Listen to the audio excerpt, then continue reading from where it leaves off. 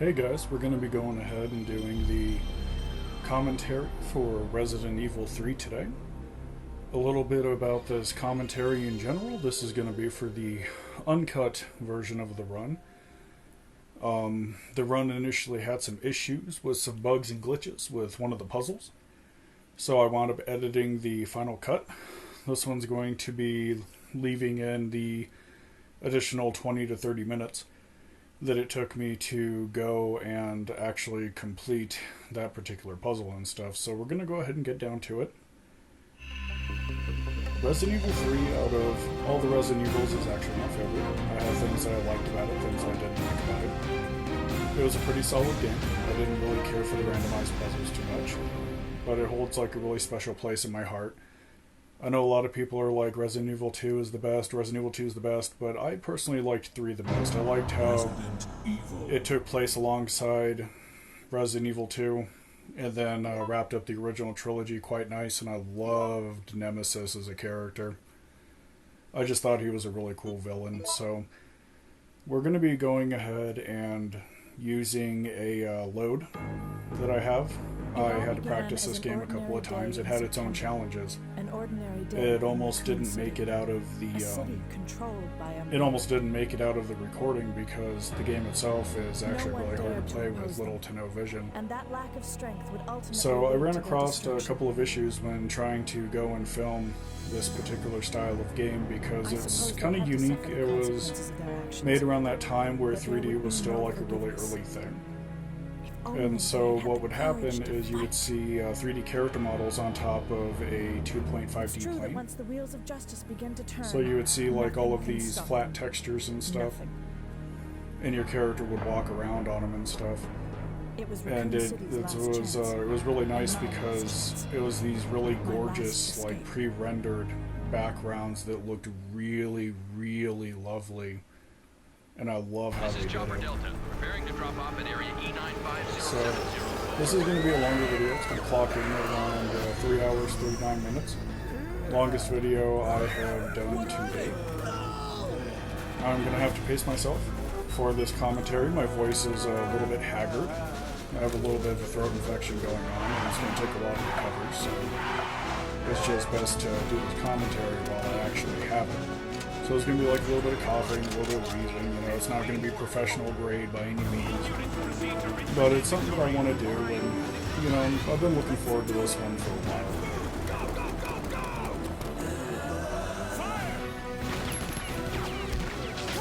So I've been a really huge Resident Evil fan for a while. My experience with Resident Evil started with a Japanese import of the first game. I was pretty young, you know, when it came out. I was getting ready to hit my teenage years and stuff, and when Resident Evil rolled out, it was unlike anything that I'd ever seen before. It was like a really spooky game and stuff, like it really kind of, I hadn't seen graphics like that, like ever, and stuff. Like Capcom, I feel, kind of raised the bar with it, especially with like a lot of these cutscenes and stuff that are really ridiculous. And I had never, it was my first foray into zombie gaming, essentially. Like, I had never seen a really well-articulated, good-looking zombie before like that, so, like, the first time I had seen it, it had kind of blown my mind a fair bit. So my love affair kind of continued. I played the first one, skipped the second one because it was sold out all the time. Even when I had money for it, it was just always sold out, and used copies were hard to come by, and you know, this is like before eBay and stuff, so it's just like a real huge pain in the ass. But I skipped 2. I went to 3. I liked 3 for like a variety of reasons and stuff. I always felt that Jill was a really nice, empowered character and stuff. And we didn't really have too many female leads back then.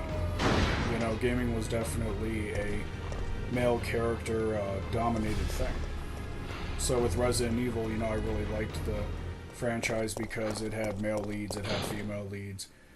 You know, the first one actually gave you the option to do it, you know, to have either male or female. And then the second game, same thing, except it was just spread across 2 CD-ROMs. And then with 3, they just kind of went and just stuck with a female lead that was really strong and stuff, and I really like Jill in that regard. She's a really good character. You know, like, a lot of her character development doesn't really feel forced or anything. Resident Evil 3 still has that cheesy dialogue, you know, that Resident Evil 1 had, but I think that cheesy dialogue was kind of the hangover from the one-liners from the movies in the 80s. But there isn't gonna and even some of the 70s, I think, you know. But no, I liked Resident Evil 3 for a variety of reasons.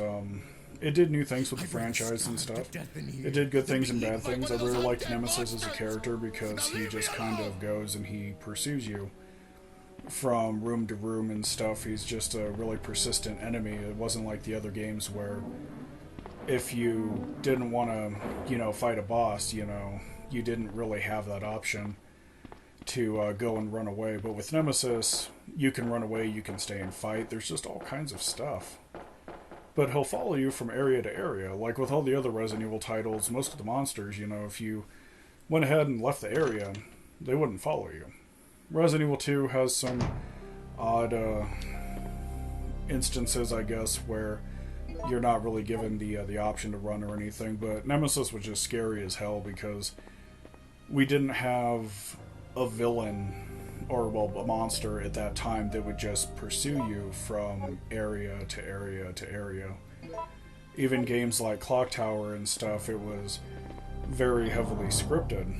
You know, other survival horror games at the time, you know, same thing with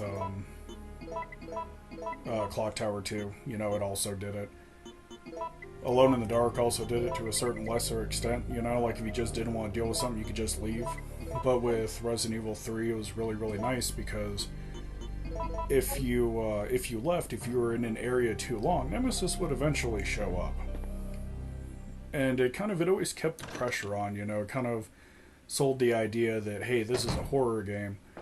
This dude is going to keep following you until you put him down with force. And I really liked that, I think, you know, it was a really nice touch. Resident Evil 3 does a lot of things different. Supplies are scattered differently. I know with the first two games, supplies are where they are. And they don't move. Or at least I've never experienced them moving. With Resident Evil 3, we have gunpowders that move around. We have herbs that move around. We have all kinds of stuff. You know, it's not just a static thing. Some of the instances where you fight certain enemies is definitely static, but in terms of, like, item arrangement and stuff, it's very much so different compared to 1 and 2.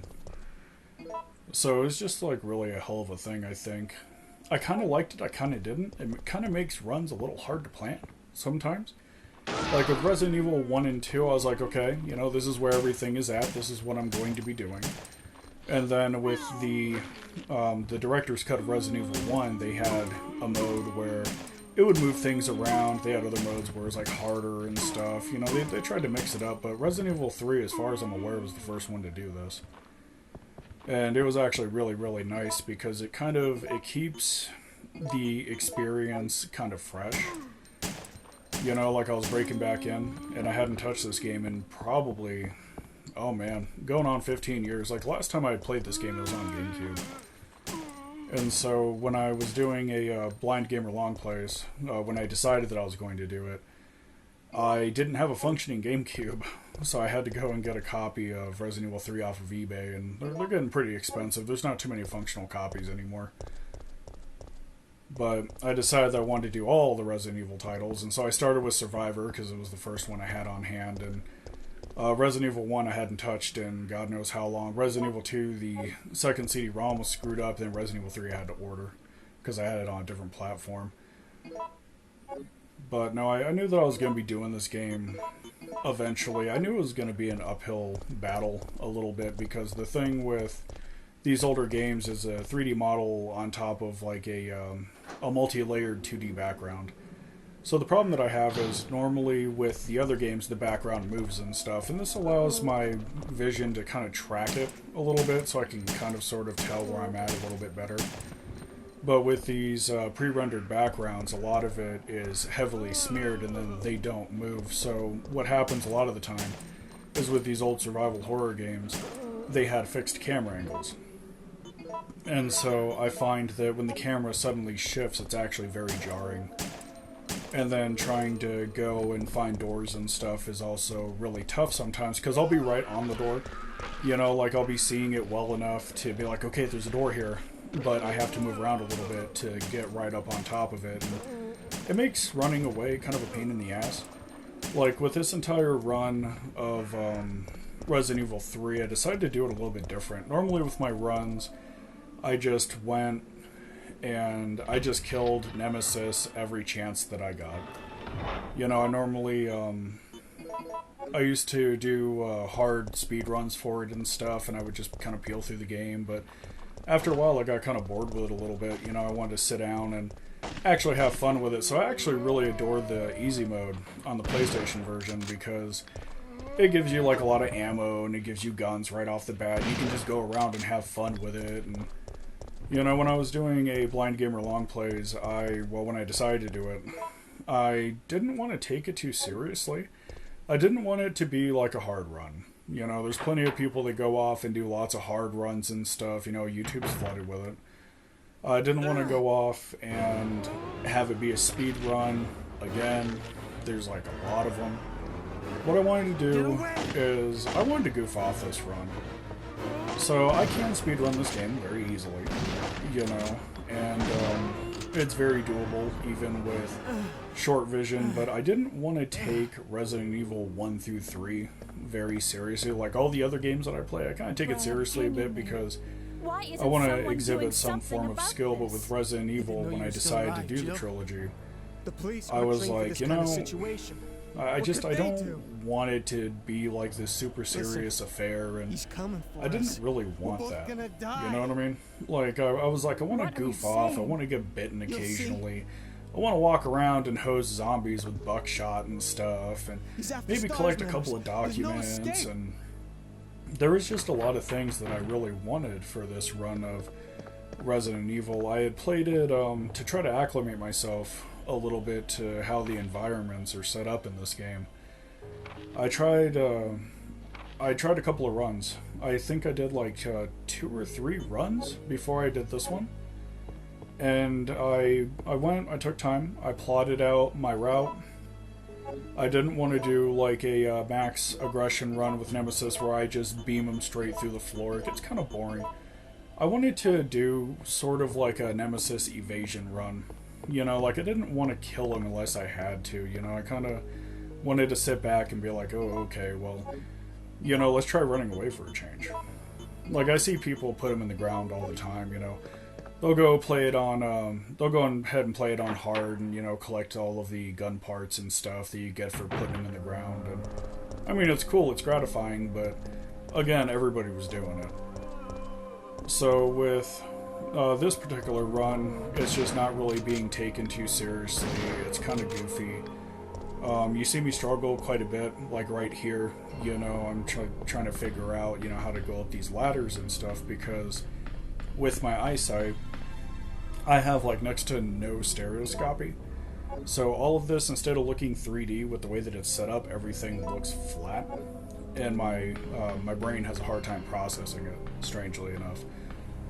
So there's like a lot of screwing up in this particular run and stuff, you know. The first run I did, I think I clocked in, like I completed it 8 hours in, you know, while still breaking in. Second run, you know, I had beaten in like 5 hours. And then this run, Murphy's Law kind of came up and bit me in my ass, because I was encountering problems that I typically wouldn't encounter. So it wound up clocking in at like 3 hours, 39 minutes, and 51 seconds. There was a couple puzzles that actually gave me a huge amount of grief. So the main issue that I have with Resident Evil 3 in terms of like trying to run it quickly, because I try to keep these videos a little bit short so they were easier to digest, you know, so you don't have to watch like a 5-hour long epic video and stuff. So I try to keep them around 3 hours. Like 3 hours is kind of the max that I wanted to do. with this run of Resident Evil 3, there's two puzzles that are completely randomized, and it's normally the first puzzle, the first big puzzle in the clock tower normally runs really well for me. And then later on at the filtration plant, well, the dead factory, it's that particular puzzle that gives me grief because I'm colorblind. And so it was actually the shoe was on the other foot with this run, and this particular puzzle was literally taking so damn long that for the final cut, for the long play, the initial run of it, what wound up happening is when I was going and editing, normally I just chopped the ends off of this, but I was taking so long on this one puzzle that it must have been like a 30-minute affair. It's typically like a 5-minute puzzle, but there was a glitch that kind of came up and bit me in my ass with the amber ball. So I almost wound up junking this run entirely. Eventually I settled on editing it. I chopped off the ends to make it look a lot cleaner. And then what wound up happening is there's like a good 20-minute chunk that's missing from it to kind of like try to accommodate that, because I didn't really want people... I mean, yeah, these are long plays and stuff of me like beating them with low vision and stuff, but I didn't want people to literally watch me struggle on a puzzle for over 30 minutes. Well, with the commentary versions, I have a tendency to use raw cuts. Like I kind of... The commentary versions are kind of like my B-roll a little bit.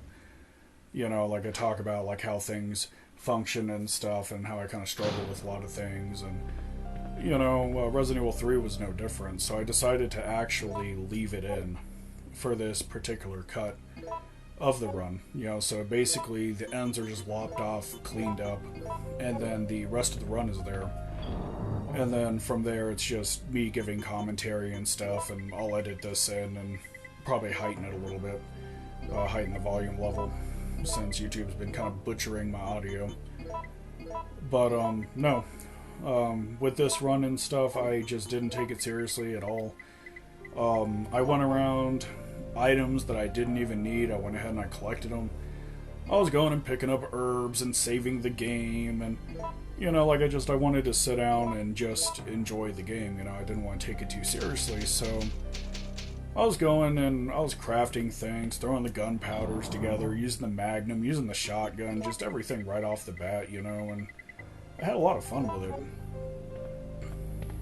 I kind of enjoy it when I can just sit down and say, okay, this is not a hardcore run, this is not a gotta collect all the weapon parts run, this is not a speed run, this is just me sitting down and playing it with little to no fucks to give. And I really liked it. I had a good time with it. I like Resident Evil 3 for the simplistic fact of I like the scenery of it. It takes place in the heart of Raccoon City. With Resident Evil 2, it was in Raccoon City, but it was way more linear with how it handled a lot of things, especially with progressing from the RPD onward. It was a very linear experience, but with Resident Evil 3, they had these extending branches on the map, and all the items would be, all the items on the tree would be spread out across these really long corridors, and you'd have to bus items back and forth and stuff. I really like how they did it, because it wasn't so much a linear experience. You could literally go and experience any of those sections however you wanted. And I really liked that, like, if I wanted to, I could go and get the fire hose early, then turn around and do that section early, get a crank, which would eliminate the need for the wrench and the other crank over at the gas station. So the way that they handled it was actually really, really nice. See, like right here with the police station, I'm sitting here just picking up herbs and stuff, and we had Nemesis banging on the door. Like, I like how bosses are purely, for the most part, optional up until the end of the game. So I was able to go run away from Nemesis. We have him banging on the door and stuff, and I really liked that. I like games that give you choice on how you want to handle it. And I think that Resident Evil 3 does it particularly well because depending on how you handle Nemesis, it alters the path of the game. And this gives it replay value. The only real complaint that I had with Resident Evil 3 was the randomization of the puzzles. I was fine with the randomization of like where the items were at and stuff, and I was fine with how the zombies would manifest sometimes. Like, you would have some that would flop out of windows, and you would have some that would, like, burst out of a door, depending on, you know, how you played the game, and it was actually really, really nice. It gave me a reason to keep playing it. You know, it was kind of messed up because when I was doing my subsequent runs for 3, when I was getting ready to actually film it, I would take a different route each and every time. Well, I mean, it's great for, like, variety, you know, but the main issue that it's going to give you is when you're trying to play a game in a timely manner so you can film it and keep the film relatively within a certain type of constraint, you know, you have to kind of take the same route, and, you know, it's counterproductive for me to literally sit there and be like, oh, I'm just going to do a different route every time, it's super fun. So I kind of had to fight that urge because there's a lot of variety with Resident Evil 3. There's like a lot of variety with where Nemesis can pop up. You know, I really love how they did a lot of this. It was nice to go back to the RPD in this instance, you know. A lot of Resident Evil 3 takes place alongside Resident Evil 2, which is really nice. I like how they tried to squeeze that in there because it wasn't just taking place alongside it, it was also an end cap for the trilogy. You know, Raccoon City gets hit with a nuke and stuff, and, you know, it's all great from there. But no, I always have fun with this game. I get frustrated with the randomization of the puzzles, and then there was like a couple of glitches I wasn't aware of. Most of the runs that I've done for Resident Evil 3, I actually, strangely enough, did on the GameCube. The GameCube had like a lot of fixes, and then aside from like the fixes, it's essentially just the PlayStation version with a couple of extra things here and there. So I wanted to do something different with this run, you know, like a lot of people, they literally sit there and they go and they run through the zombies, or they'll go through and do a knife run and just screw up people left and right. But I didn't really want to have, like, this flawless run, I feel. Like, I actually thought about it. Like, I was sitting down eating breakfast, and I said to myself, I was like, okay, we're going to be doing a run of Resident Evil 3, and we're going to have to film it at some point, because this is one game that I wanted to do for these long plays. You know, how do we want to do it, essentially? You know, I talked to a couple of my friends about it, and I asked them, I was like, hey, what do you guys like to watch?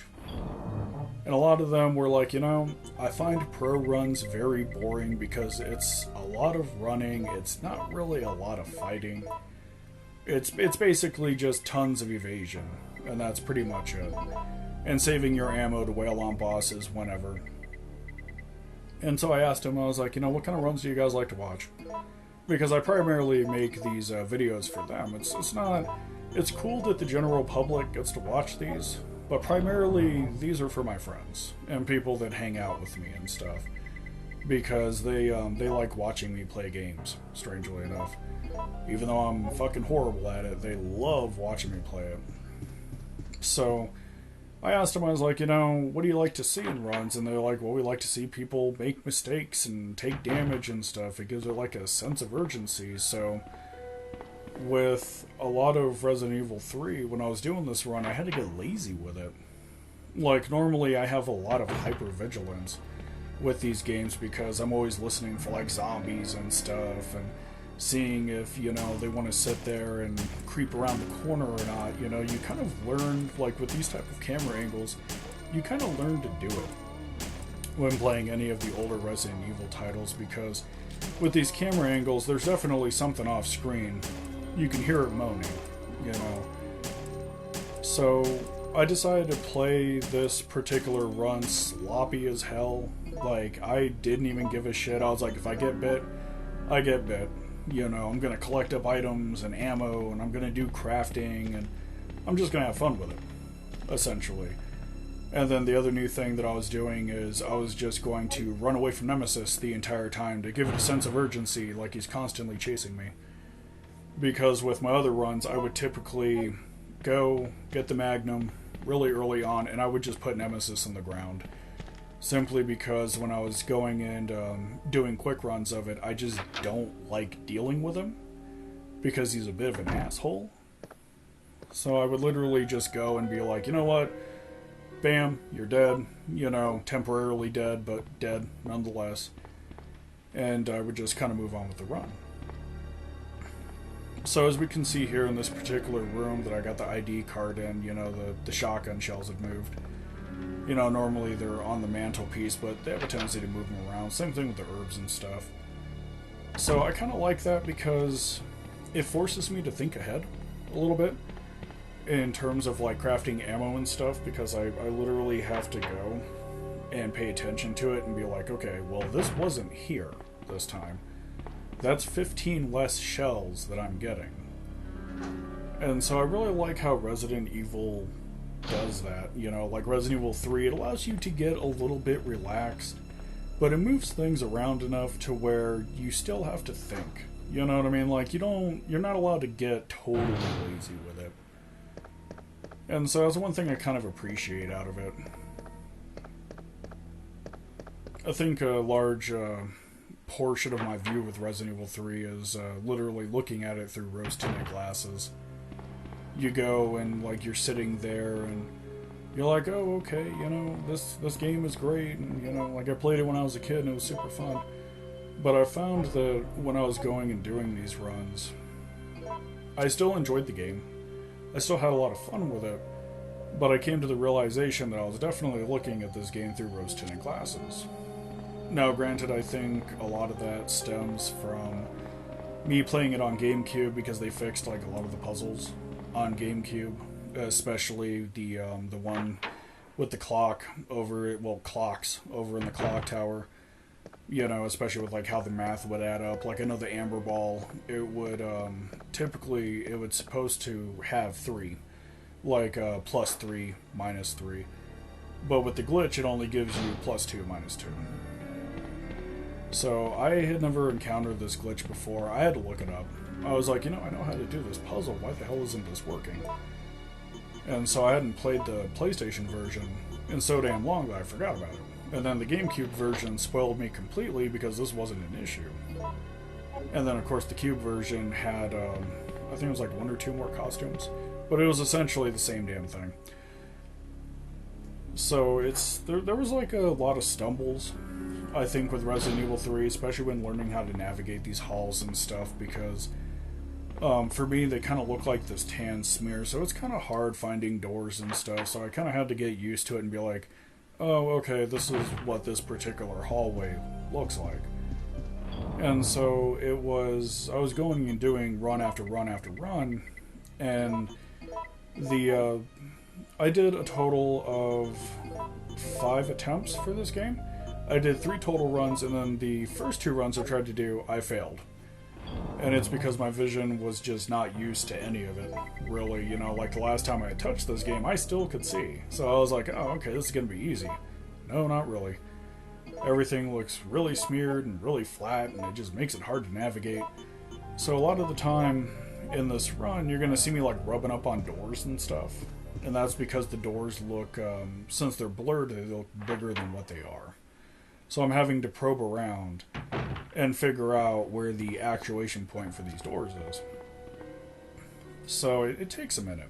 You know, I mean, I was really glad I did it, though. I was really grateful for the aim assist that Jill has on easy mode. For, like, the gun and stuff, it makes gunplay a little bit more accessible. It also helps me check out areas that are off screen, because if there's something coming down the hall and you can't see it, a lot of the time if you raise your gun, it'll point straight at it. Like, you can face the wall a little bit, raise your gun, if there's a zombie in the hallway, it'll rotate your character, which is really, really nice. You know, so there was like a couple of like little cheaty things that I would do with this run to try to make my life a little bit easier. Some puzzles, to make them a little bit easy, I would look up the solutions right off the bat. because I wouldn't be able to see it. The button puzzle in general in the gas station was really, really hellish because I couldn't. The letter that you would have to get the red light under, it would look really, really smeared. It would look like all of them would look like a giant green smear. Well, the letter you're supposed to be going for is typically a little bit lighter than the rest of them. And so part of the challenge of that was like, okay, I know that this says A, B, C, and D. I know that I'm going to have to probe around for it. You know, I know that this is going to be a pain in my ass.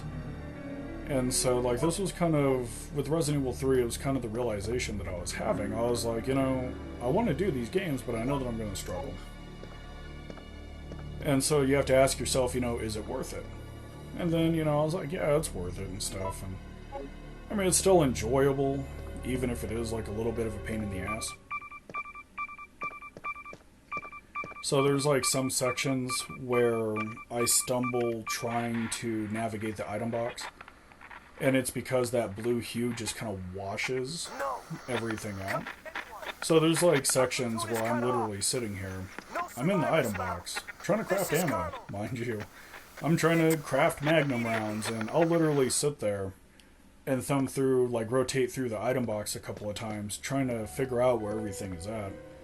And there was a couple of instances where, you know, I had to literally get right up on the TV because I was struggling with it so hard. I was like, okay, I know I need the reloading tool. I've got enough gunpowder C to do all of this, you know, to have all the rounds I want. I need to figure out where gunpowder C is at. It was a really huge pain. You know, there was like a lot of corner cutting and stuff, and like typically I don't like to corner cut, I just like to go in and do it, but with this game it's like everything looked so flat and so smeared. I was like, right, I'm gonna have to do this. So, this is like a prime example of why I like Nemesis and stuff. Typically, he jumps through that hall. We're running through this room here, and the cool thing about it is if you have him chase you through here, you can go through the door at the end and stuff. You can barely evade him. But the cool thing about it is that when you actually enter the lobby, most of the time he will not chase you. Like, you can literally just walk through the lobby and be fine, but if you actually sit in the lobby, he'll go through that door, start screaming, and then start chasing you. Resident Evil 3, I think, really understood how to keep the tension on. And that's one of the things I liked about it. I mean, this game has its shortcomings and stuff. There's like a lot of things with Resident Evil 3 that just didn't add up, didn't really make much sense. Resident Evil 3, I think, compared to 1 and 2, actually had pretty poor writing. Which kind of makes sense because looking at the development for Resident Evil 3, it was kind of a clusterfuck. Like, it had its issues. It was almost as bad as Resident Evil 4 in that regard. Like, Resident Evil 4 had a really troubled development as well. So with 3, it's like, you'll notice certain things, like characters will make certain comments. Nikolai being one of them. Right, so it's like, it's really weird because when you get on the train and, you know, Jill's like, you know, or not Nikolai, sorry, Mikhail. She'll be like, oh, Mikhail's not joining us, and, you know, she treats him like he's dead, even though he's literally laying on the seat, and then later fighting Nemesis, and just a lot of it just really didn't make sense, but it's kind of funny because you can sit back and make fun of it a little bit. You know, like, you kind of have to appreciate the flaws for Resident Evil 3. You know, it's very cheesy. It's not really thought out too well. You know, it's its own little monster compared to 2, and like, I understand why people like 2, but 3 is just weird enough and just cheesy and campy enough to just kind of put it in its own little league, you know. I really liked that. It's not quite as cheesy as 1, but it's definitely cheesy.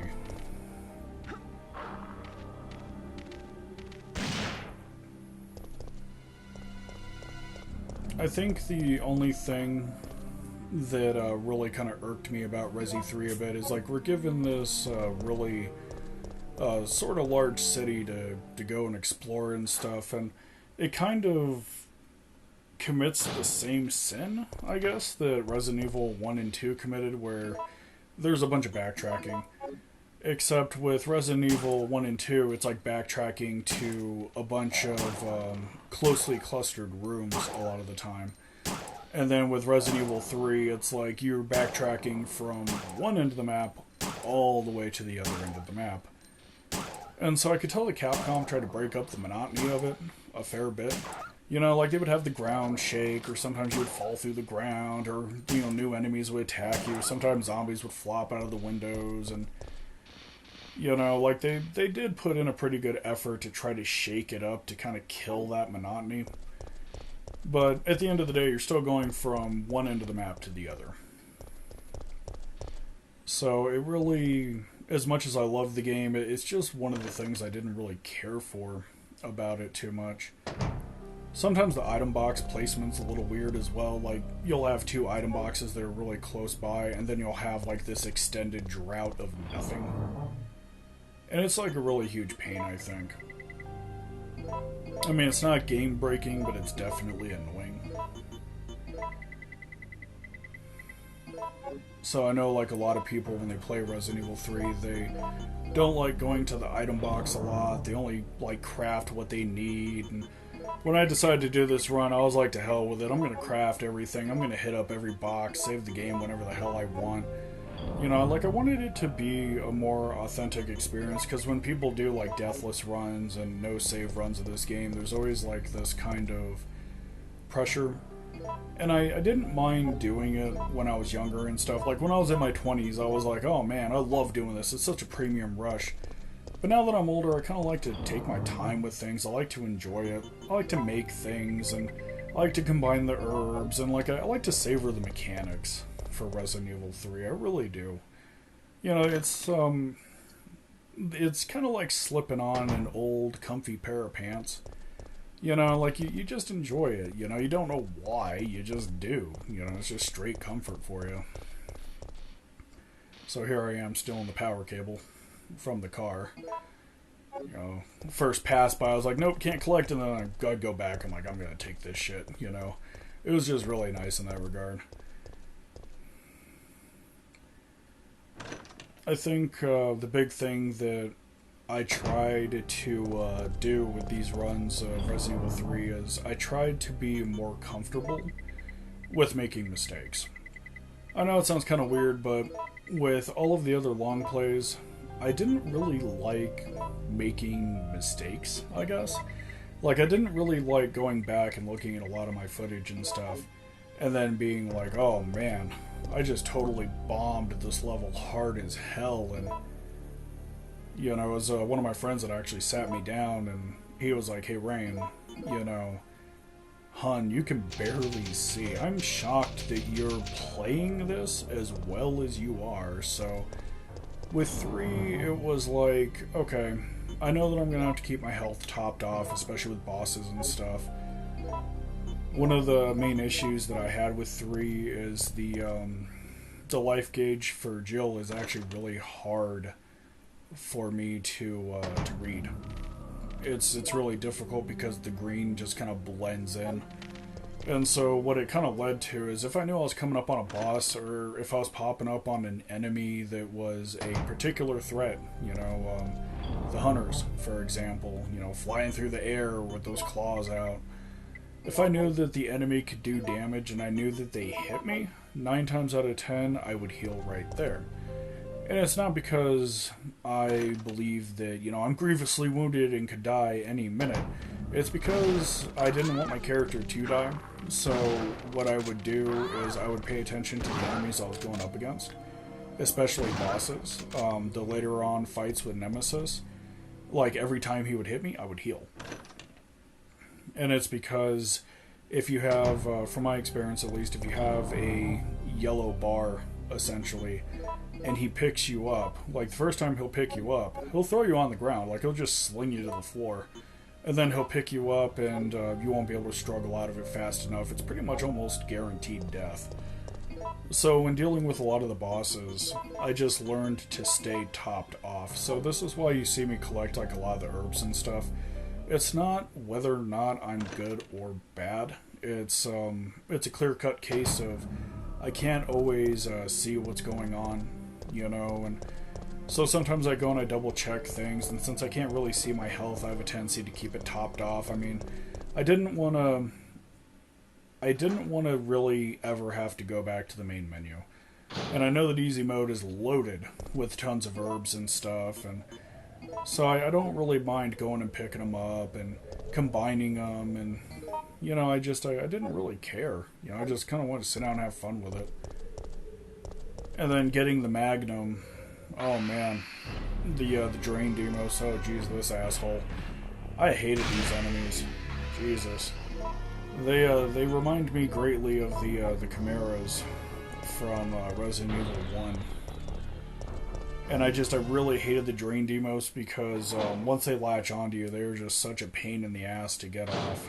Like, they really are. You know, and I really... Other things that I kind of liked that kind of helped me through the run a fair bit is I like how they try to pace the game a fair bit where they actually have side characters lead you. So you never really, at least in my opinion, you never really feel like you're lost. I mean, yeah, I'm still struggling to, like, get around and stuff because I'm trying to figure out what I'm looking at. But it's nice to have, like, a character on screen because if I get close enough, I can actually somewhat track where they're running.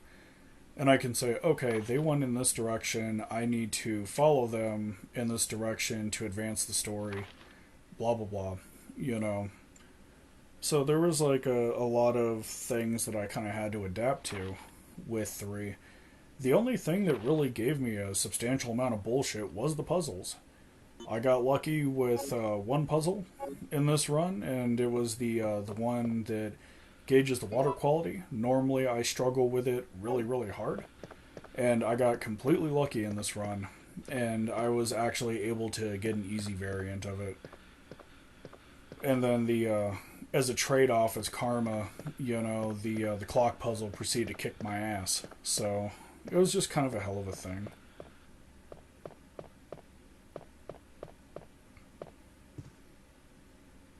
But I think, like, another thing that I did with this run a fair bit is I kind of experimented a little bit. Like, I kind of goofed off a bit and I experimented.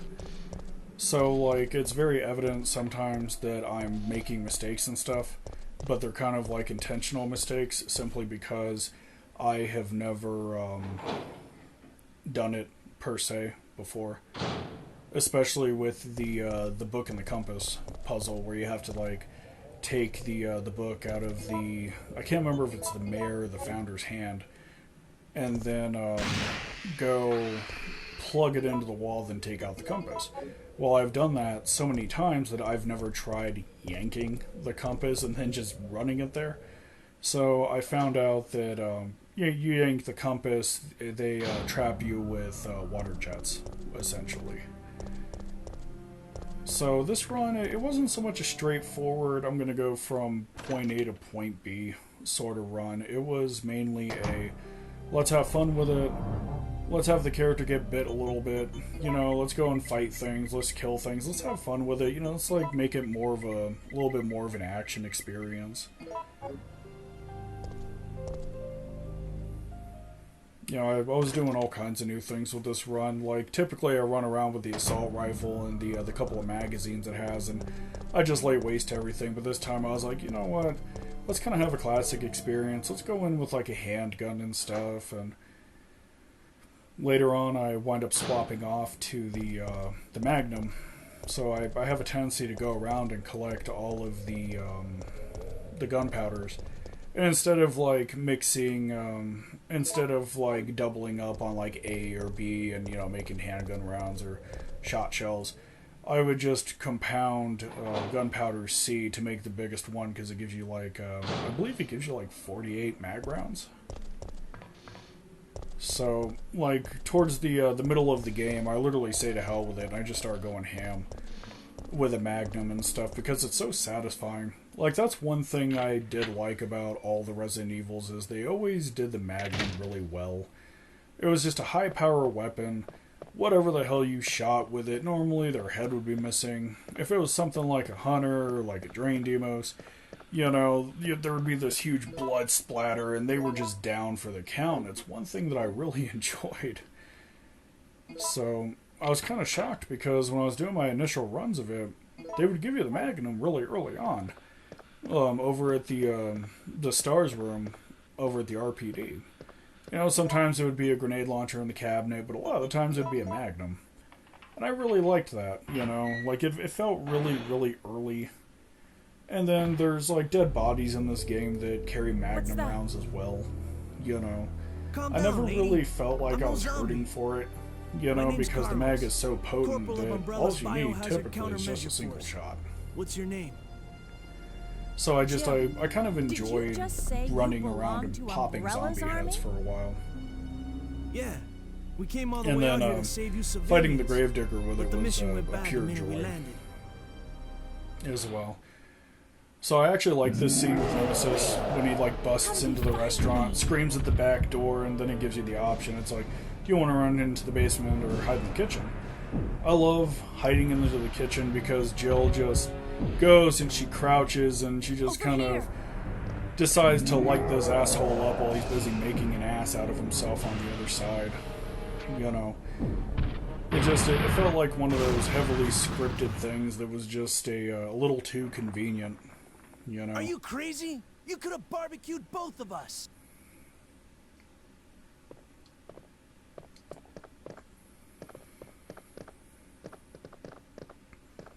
But yeah, I always thought it was kind of weird how you would have to go and get the lid hook to actually go lift the lid, and then once you lift it, it triggers Carlos and stuff. I always thought it would have been like a way more smooth experience if you just went to the back and Carlos spotted you, and it's like one segment they could have busted up a little bit, put it on like its own little path and stuff. And then typically when you go down to the waterway section anyways, it's flooded. There's not really anything ever good down there. So I kind of sat there and I was like, well, if you can believe me, then join us. So I try to avoid it whenever I can. Like, the one thing I like about the path that I typically take is, while I'm not typically swimming in tons of supplies and stuff, I'm not, like, doing horrible either. Like, a mistake I would typically make is I'd be so focused on gathering supplies that I would actually forget about this jacked up crank here. Like, a lot of people like to argue, like, well, if you go to the train and get the wrench, you can get the crank that never breaks. I have a tendency to leave that fucking thing on the ground. Like, literally, I'll see it, like, literally laying there, blinking with, like, its little shiny effect that it has, and I would just leave it there because it never breaks as far as I'm aware. At least with the rusted crank, it breaks, and then you have to go and use the wrench, and then the wrench you can actually use up. Like after you get the fire hose and stuff, they're like, hey, this wrench is fucking worthless. Would you like to get rid of it? And then you're like, yeah, I can just toss it out.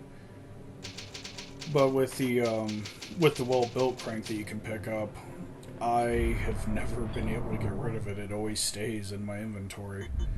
And it's really, really annoying. So with this run, I was making mistakes left and right. I was getting comfortable with it and stuff. I came to the realization that not every run has to be super amazing and stuff, I wanted to be like a little bit more comfy with it, I think. So I was like, oh, it's okay for like a monster to hit me. It's okay for me to like miss the occasional item, or there's going to be like a document missing here and there. The one thing I tried to do with the documents in this run is, I don't know if anybody's actually interested in the lore for Resident Evil. Like, I know that I know a lot of it and stuff, but, I'm playing these for people that have never experienced them. So they may want to actually know about the lore. So what I try to do is I try to pick up the documents, and I try to have the pages on screen long enough in case somebody wants to read it. They have enough time to go and read it.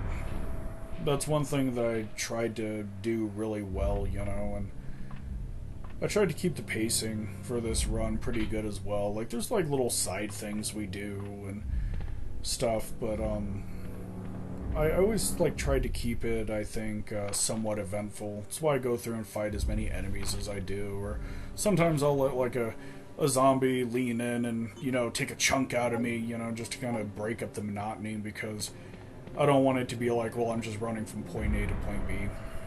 It gets kind of boring in that regard, I think. So you kind of struggle with it a fair bit.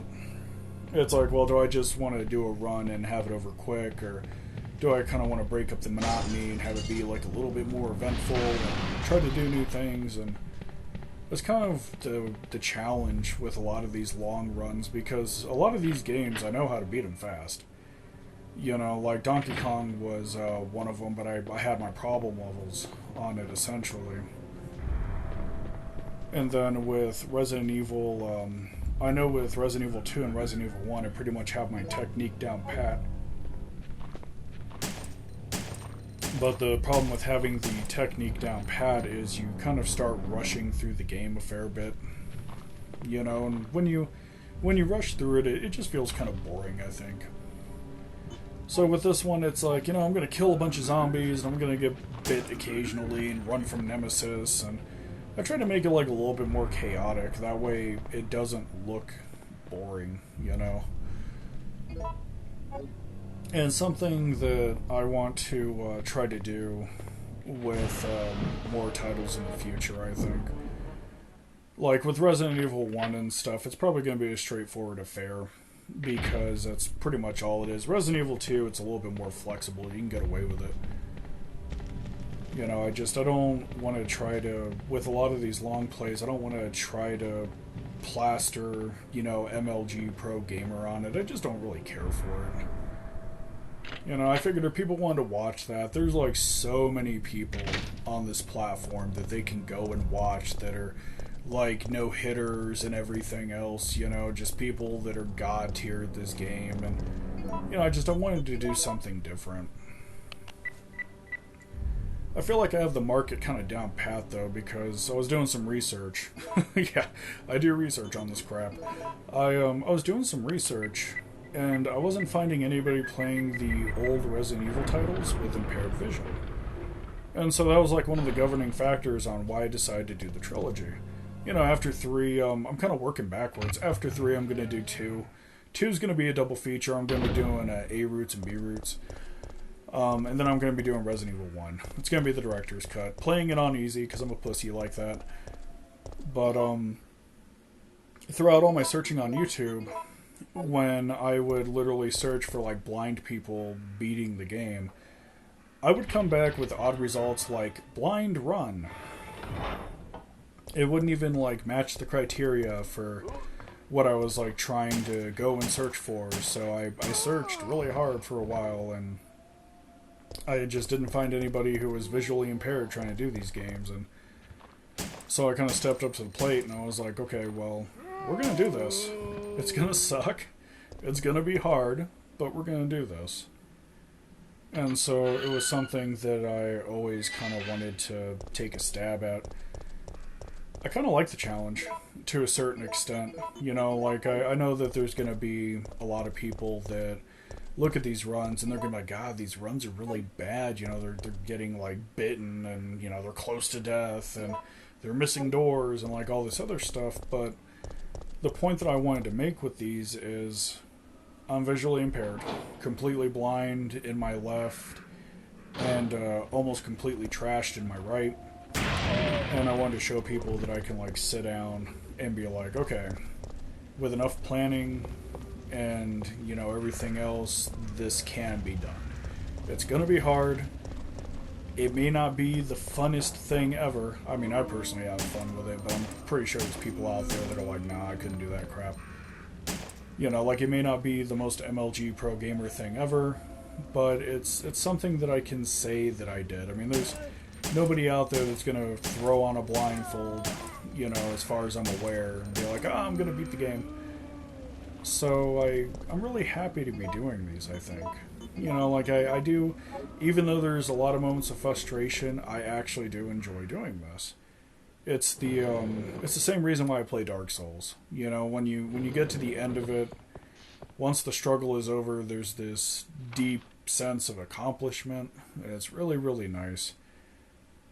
I mean, granted, I don't get that with the older Souls games, but with the newer Souls titles rolling out, I'm pretty much on top of it. You know, that's why I keep playing them, because I like the challenge. And they managed to keep it fresh and stuff. So that challenge, I decided to extend to these runs. You know, I had people literally sitting there saying, "Oh, you can't do that. You know, you can't see well, and team, right? you know, it's going to be a large time investment." So, at the time of me recording this commentary, I'm a member of Stars. it had taken me from start to finish to produce this one video. Well, two videos. There's the original cut, and then this one.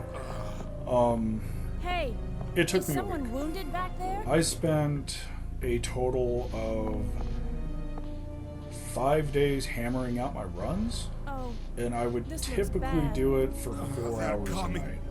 A lot of experimentation, figuring out what works, what doesn't work, and then what I decided to do is, on the weekend, I was like, okay, I'm going to film on the weekends.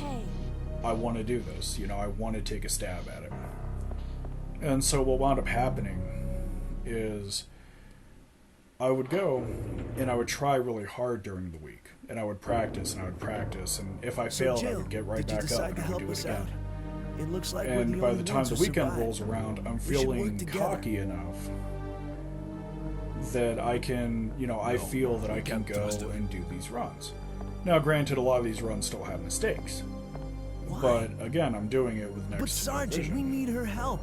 Our unit's down to you, and me, it's and just one thing I think that I can be proud of, you know, looking back on it and stuff. If we don't cooperate, we won't be I was walking thinking away from that this mission. a Blind Gamer Longplays was going to be like a real limited run, but I was actually thinking about extending it out. Initially, a Blind Gamer Longplays was only supposed to be like 7 videos. For the extraction chopper. And so what had happened was I was doing the runs signal, the chopper will because a friend of mine was like, "Hey, can you play some games and do some long runs? I would like something to sleep to at night. I would like to be able to throw on a game and go to bed." I said, "Fuck it, yeah, we can do that." The landing zone is and so what wound up happening is I did a lot of research, and I learned that not only do people like standard long plays, but there's also a demographic that loves dialogue. That works for me. It's about 50-50, believe it or not. You know, like a lot of people love having stuff to sleep to. There's a lot of people that love dialogue as well because they want to know what's going on with you, what you're thinking about, you know, how you're getting through things. And so eventually what had happened was I got to the point where I was like, okay, every time I beat a game, there's going to be 2 videos, 2 pieces of content. The first one is going to be for everybody else to pass out to. And then the second one is going to be my basic B-roll, essentially, where I'm just unprofessional as hell, doing it horribly, all the fun stuff. You know, so what had happened was the videos just kind of started piling up. It wasn't intentional, it just happened, you know, completely unplanned. And I found myself really enjoying it. You know, I could go play like 2 or 3 games and have in between 4 to 6 weeks of content. And then, since I'm new to YouTube, well, I'm new to how YouTube works, per se, I learned that you can pre-upload your videos and then just select a date for when they're released. And I really liked that too, because these videos are so damn big in terms of like upload size that it takes forever to upload these. And for the longest time I was like, hey, you know, I'm seriously worried about you know, making these uploads on time. I want to do it on Fridays. And so what I would typically try to do is start uploading it on Thursday. And so what wound up happening was sometimes they were late because these file sizes are mammoth. I know for Resident Evil, it's a 30 gig, Resident Evil 3 is a 30 gig file size, and that's with me rendering it at 720p, 60 frames.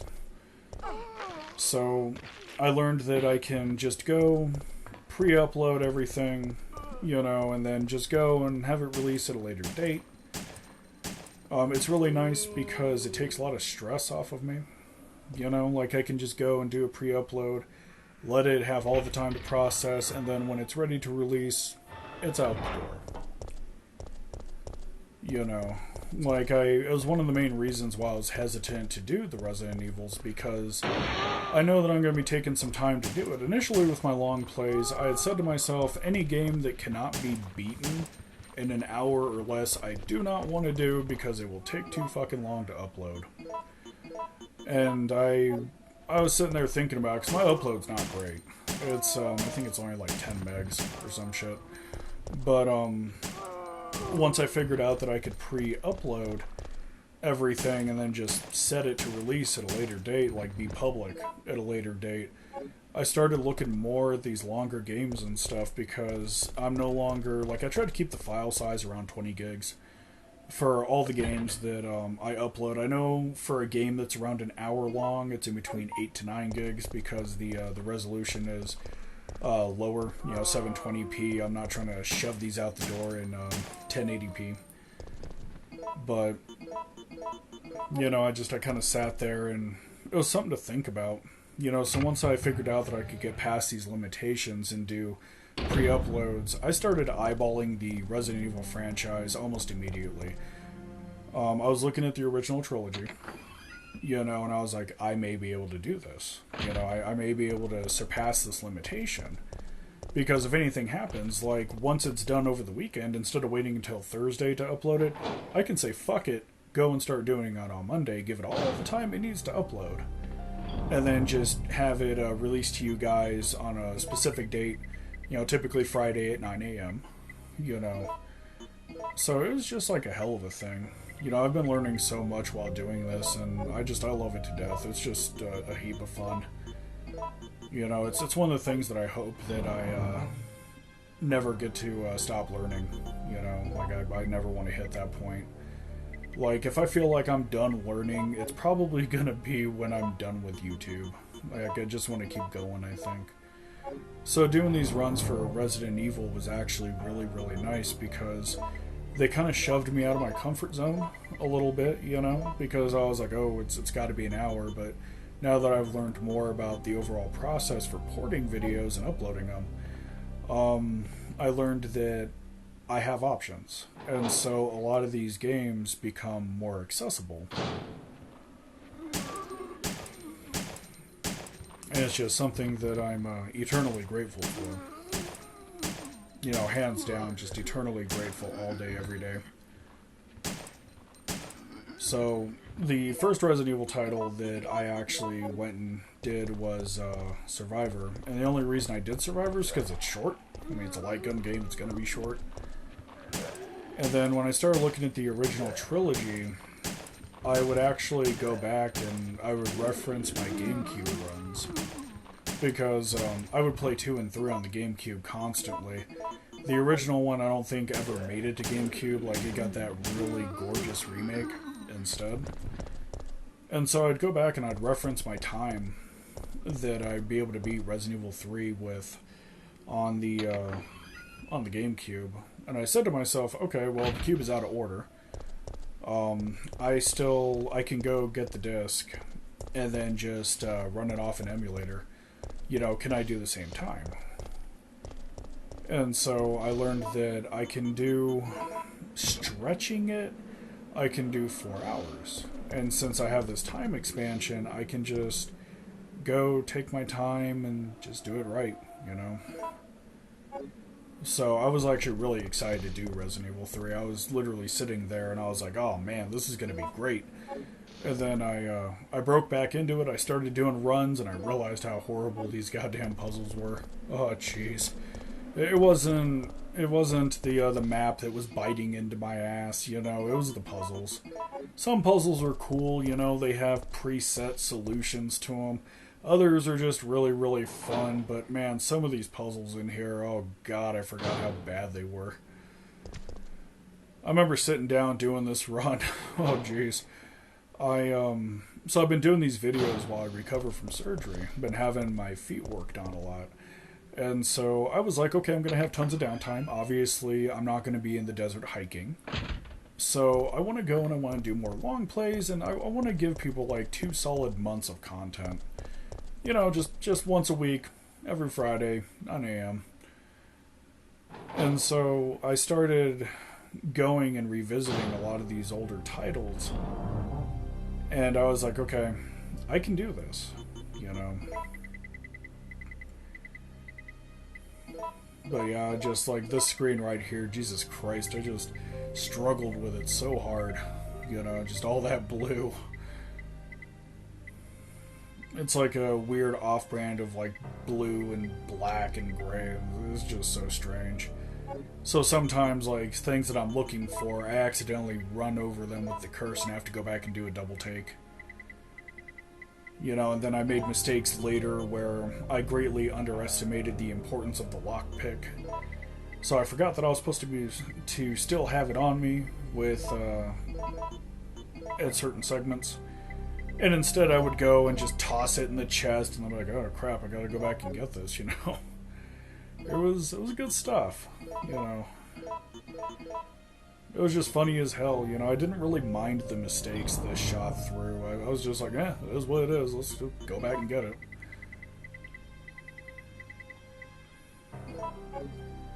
But no, I like how a lot of these alleyways and stuff, these segments of the city, I kind of like how they just branch out and stuff.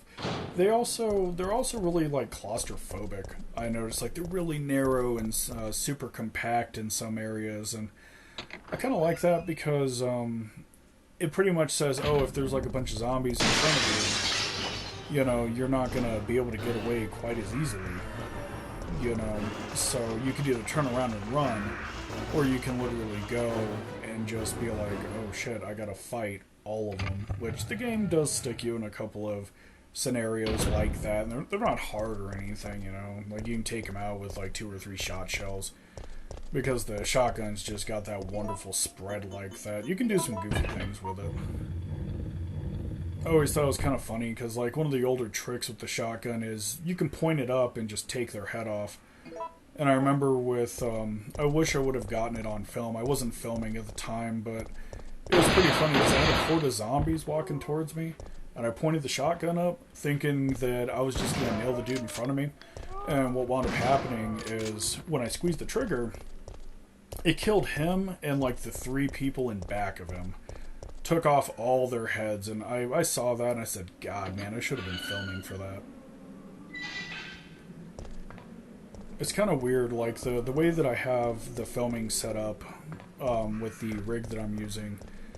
Essentially, I literally have to go click record and then not move the mouse whatsoever, because with the interface that I'm using, if I jiggle the mouse or even move it a little bit, the entire interface pops up, and then it completely ruins the video because there's like this giant frame around it and everything else. So it's like I can't really afford to wiggle the mouse at all. It's just a hell of a thing, I think.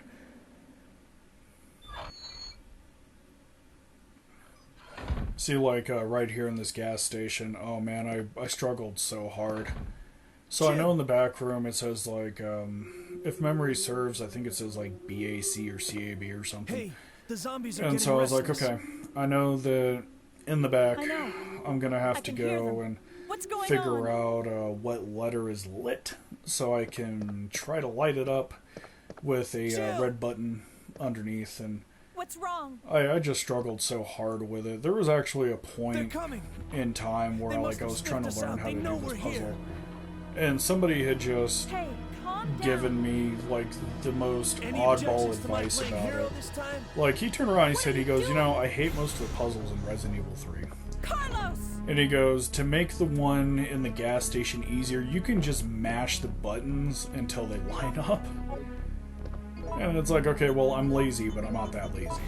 You know, like, I still like to put effort into things, even if I can't quite see it, you know, well, see it properly.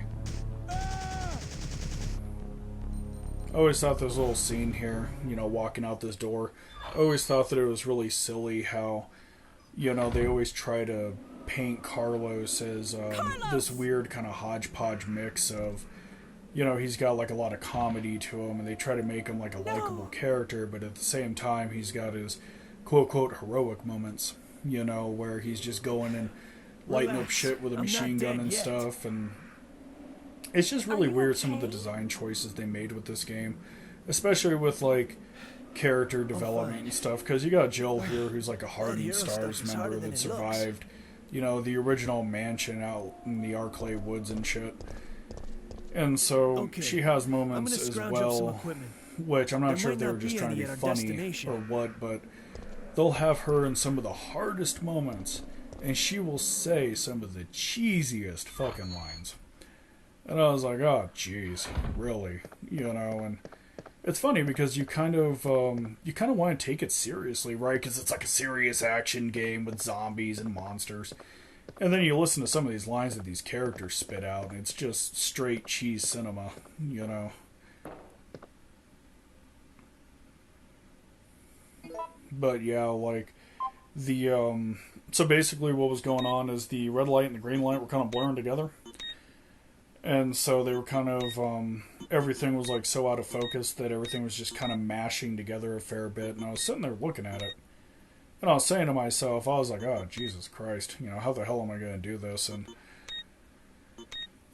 eventually it had gotten to a point where I was like, okay, just pick every button carefully and actually try to, like, really stare at it, you know? I know it sounds kind of silly, but I was like, okay, you know, like I'm sitting here on the edge of my chair and I'm trying to read these characters. It was just a hell of a thing, and I knew a lot of these puzzles were going to give me grief, and like it kind of became to a certain lesser extent, it became a source of stress to a lesser degree, because basically, so I'm still like learning what people like and what they don't like. You know, even though I've got like quite a few movies in already, I'm still learning and evolving and changing.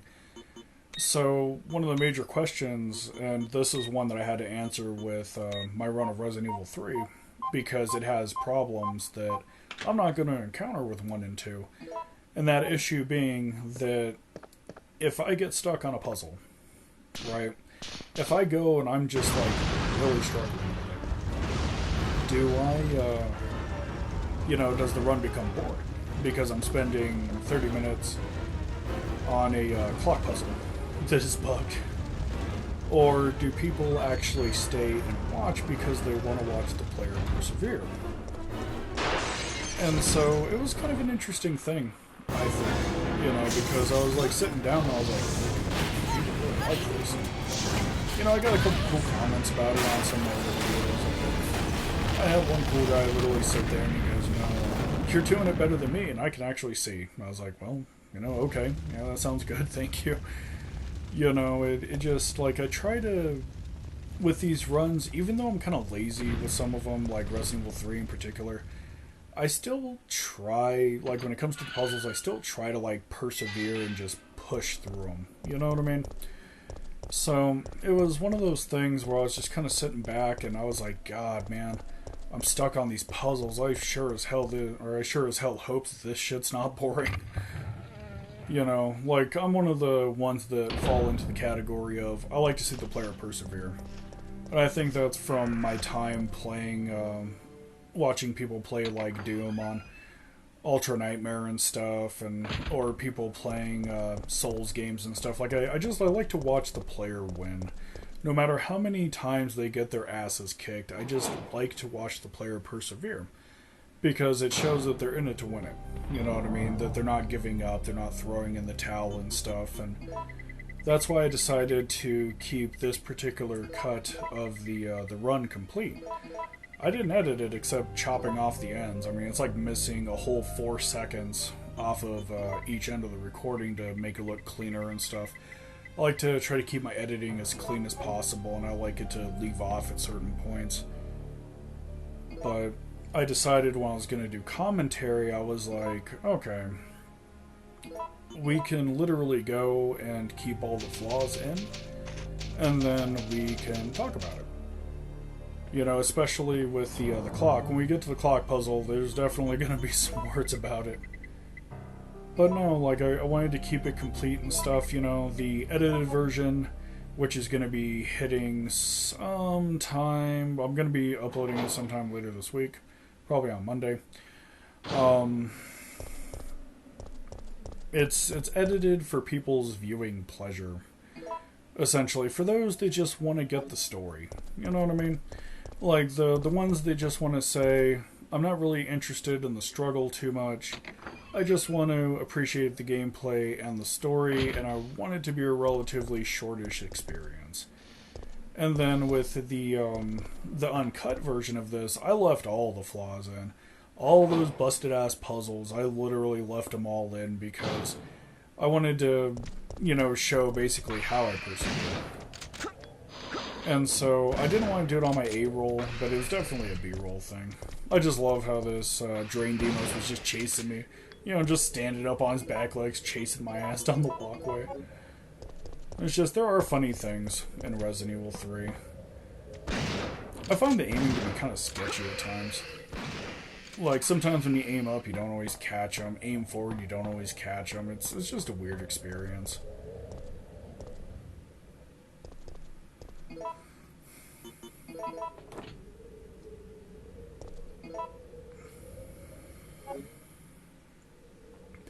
So for these sections of the game, most notably the power plant and stuff, I actually had a guide on hand because I was trying to soften the blow.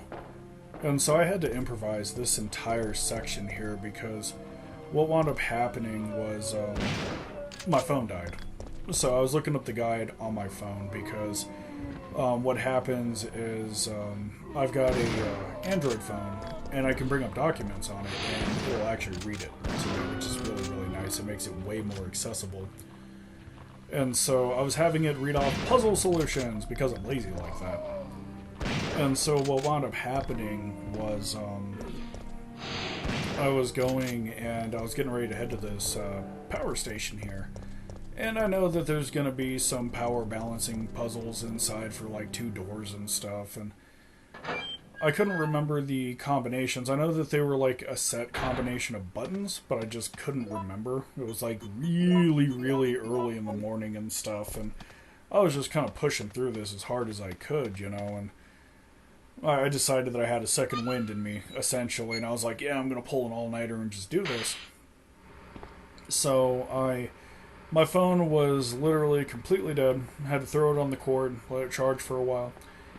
And so I wound up improvising pretty much all of this. Like, the screwed thing about it is that, so I know that one door it has to be a high value, the other door has to be a low value. But the problem is that the numbers that pop up on the screen, I cannot see those damn things to save my soul. So what I did is, I was like, okay, I'm pretty sure that the top increases and then the bottom decreases. So I was like, okay, obviously I can't mash all of the arrows on the top, it'll cause a short. And then obviously I can't mash all of the arrows on the bottom because it'll be too low. And so I wound up having to do a mix of the two. And then I was like, okay, this door over here, is done. That means I need to actually go and drop the power super low, I think, for the left one. So all of this right here was straight up improvised. I literally winged it. And I got really lucky with it. Like both doors were open, and as soon as you wind up stepping into that door, you have the event that you have to deal with and stuff. But I wanted to pop in here because I thought at some point I was going to wind up using the grenade launcher on the spiders or something, but I later opted to use the Magnum instead, regardless of all the tentacle spiders that skitter out of the larger spider's corpse when they die. So I wanted to have fun with this. Normally I head for the emergency exit, but I decided to overcharge the way station instead, because I had never done it before. And then I thought it was just great watching all of their heads pop and stuff. I know it sounds kind of gross, but it's just kind of silly because they're all like, clustered up at the door, and you have all that popping going on. And so I've decided to finally take the fuse, and I was like, all right, it's time to start setting up for the to leave on the train.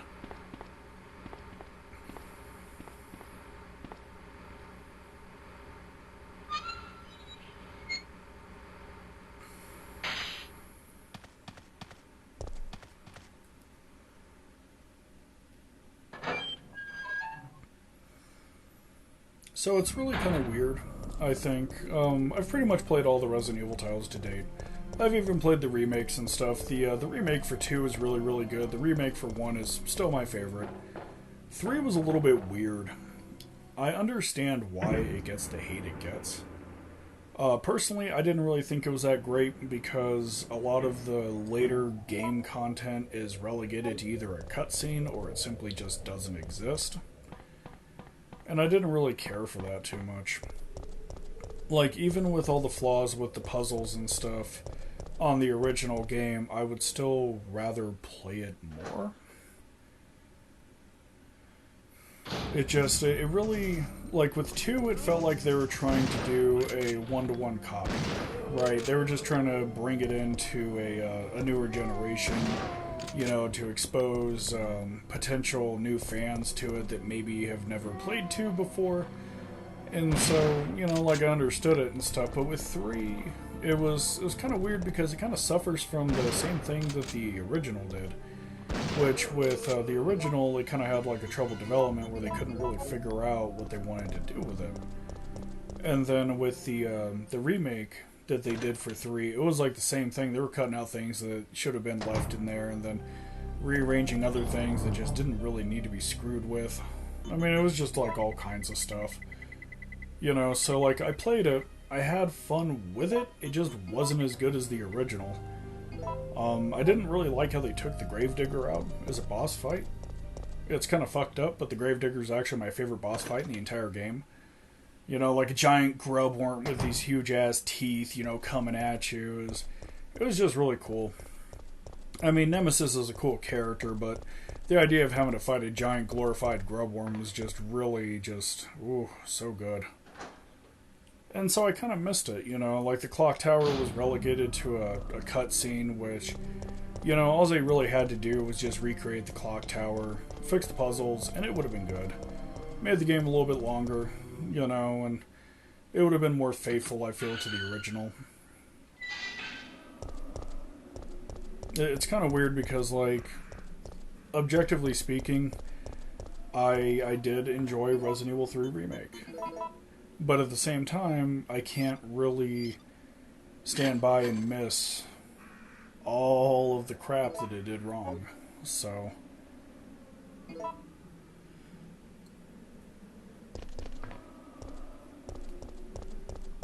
I was looking for, I guess what I'm trying to say, I was looking for more of a one-to-one remake, you know. Didn't really like what they did with the drain demos too much either. It was really weird because in the original, the Drain Demos is kind of a bigger creature. You know, he's big and he's menacing and he can easily, you know, overpower Jill and like poison her and all this other crap. But with the remake, the Drain Demos is like really fucking scrawny, like super scrawny. You know, just like this itty bitty little thing that just kind of swings around and tries to latch onto you. Is just a really strange thing because I felt that the Drain Demos kind of lost a lot of his power.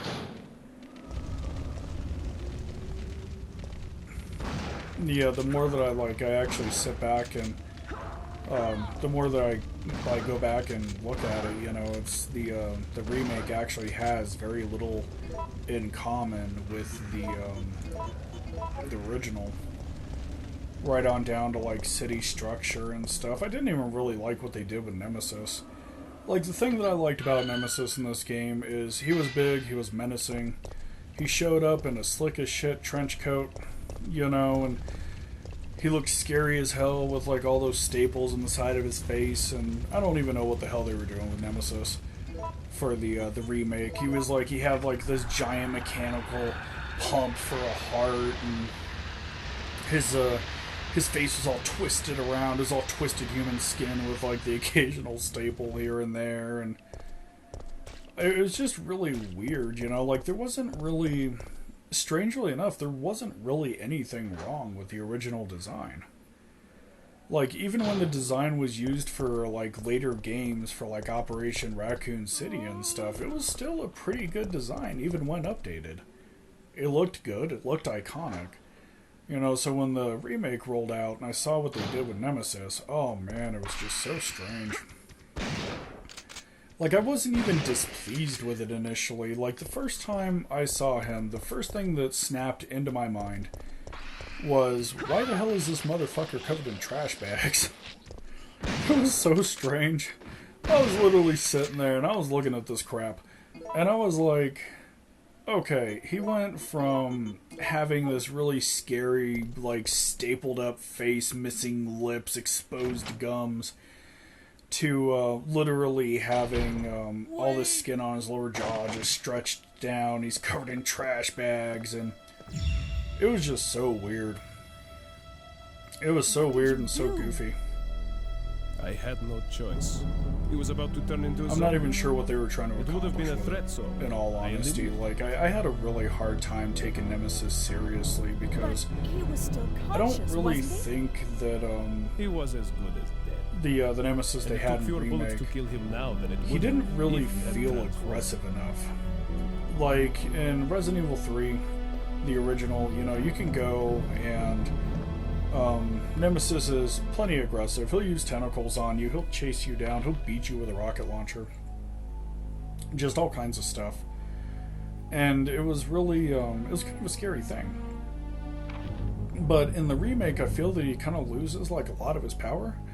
You know? Like, he loses, like, a lot of his threat factor, because when he comes out with the, when he comes out with the rocket launcher for the first time, you know, it kind of, I don't know, it feels like it's overly scripted a little bit, you know, because in the original, it's like he busts through the window, you know, and you're going down a really long hall, and the risk of getting hit with a rocket is very high because it's a straight shot, so you gotta hurry up and make it to that door. But the thing that was really, really weird about it is the way that they handled the dodge mechanic in the remake, because you could literally just go tap it and shuffle, and that missile suddenly doesn't mean shit. So it was really, really weird for me, I think, because I was literally sitting down and I'm looking at this, and it's kind of cool how they like tried to update everything, you know, like the dodge mechanic. I think that it's great in both games. You know, in Resident Evil 3, the original, it was more of like a backward kind of dash a little bit, or like a quick lunge out of the way. You know, they did it really well. And then in 3, it was like, you know, this lunge followed by time slowing down and like all this other stuff. You know, it felt like they tried way too hard to refine the wheel. I mean, it's like still fun, but the first game just does it better. So, around this point in the game, I was going and running across tons of gunpowder. Just gunpowder B's and A's all over the place. And so this was the section where I was like, okay, I officially have enough to make my first really usable big batch of Magnum rounds. And it was around this portion of the game that I was like, right, I'm going to be retiring the shotgun pretty soon. You know, the Magnum, strangely enough, is a little bit quicker than it. I don't really ever, believe it or not, I don't really ever bother to reload out of menu if I can help it. I don't like it because it leaves your character vulnerable. You know, like, while you're reloading your gun, like, taking your sweet-ass time reloading whatever the hell it is you have, zombies are, like, lurching forward and stuff.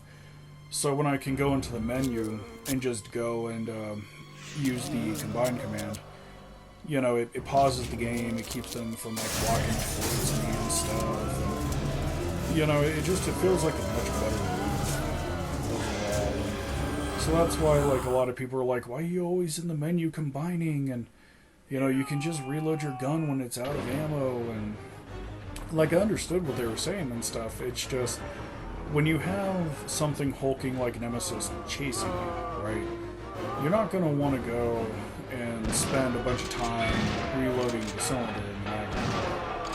Or the cylinder in the magazine. My mistake, the cylinder in the Magnum.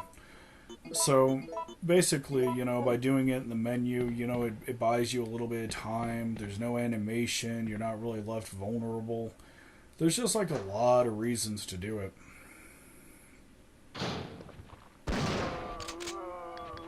And And then I was actually really disappointed that they didn't bother to do this scene either justice in the remake. Like, they try to water it down a fair bit. It didn't even really feel good. Like, a lot of the stuff with Nikolai, they just really tried to re-engineer a lot of it, and it just really didn't come out well. Like I said, Resident Evil 3, the remake's a really fun game. I played the hell out of it. It isn't as good as the original, which is really weird because Capcom, prior to that, they did the remake of 2, and it was so good. And then they turn around, they do the remake of 3, and it's missing a bunch of shit. You know, like, it's missing a ton of stuff. Like, it was missing the grave digger, you know, that entire graveyard fight is just gone. Clock tower, it's a cutscene. Mercenaries mode, missing entirely. Just all kinds of stuff. You know, like, I don't even know if they understood what the hell they were doing with it. I mean, yeah, 3 was not as popular as 2, but it was still worth doing right. I mean, if you're gonna go through the effort of realizing that the fans were just slobbering all over 2, you know, at least have the good grace to give justice to 3. I mean, they did 1 well, they did 2 well, you know, they should have just done 3 better. They could have. They made the choice not to.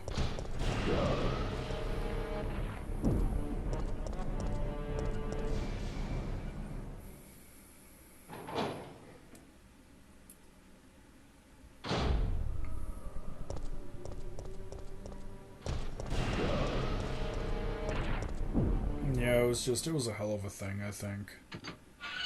It was really, really crazy and stuff, and like, there was just so many iconic scenes from this game that just never made it into the remake. It was seriously a missed opportunity.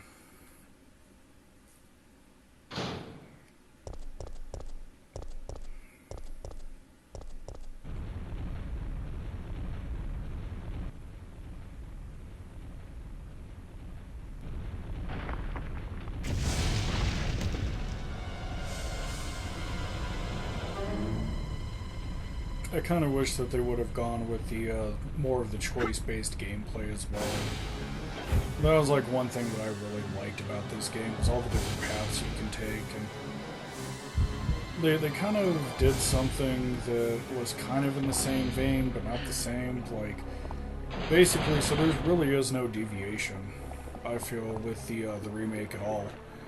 But they had it to where you could get items early from, like, the reward shop in-game, and so you could get, like, you could get all the tools early, and it would substantially shorten your run, but it wasn't quite the same thing, you know? So I wish that they would have bothered to actually go and be like, oh, okay, well, you know, we're going to give you multiple paths to travel through, and try to extend that gameplay value a little bit.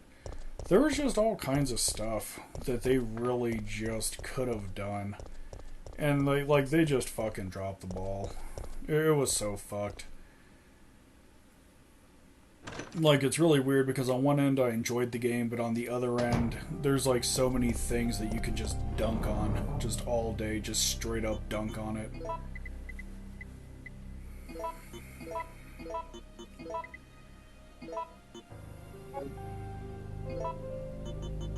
And here's where I start stacking up mag rounds and stuff.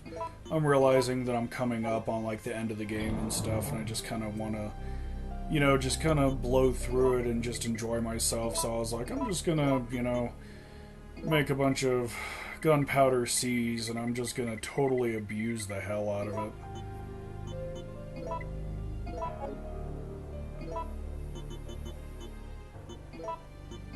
But yeah, another portion of me was like, you know, I've got that fight with Nemesis coming up, you know, like fighting him on the train and stuff before Mikhail decides to like go and blow his ass back to hell, you know. I think that's kind of like one of the things that I liked about the original Resident Evil 3 so much is you knew when a boss fight was coming up, like a boss fight that you couldn't avoid. But it was really, really nice because even though you knew that boss fight was coming up, there was like deviation in the gameplay between the bosses. There was different routes to take and stuff, and so I really just appreciated it for what it was. I still appreciate it.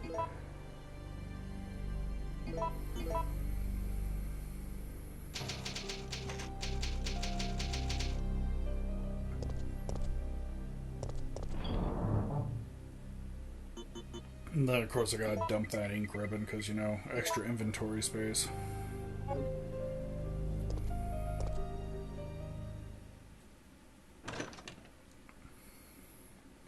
I think the only thing that I didn't really bother to do with this run is, right off the bat, I had the wardrobe key.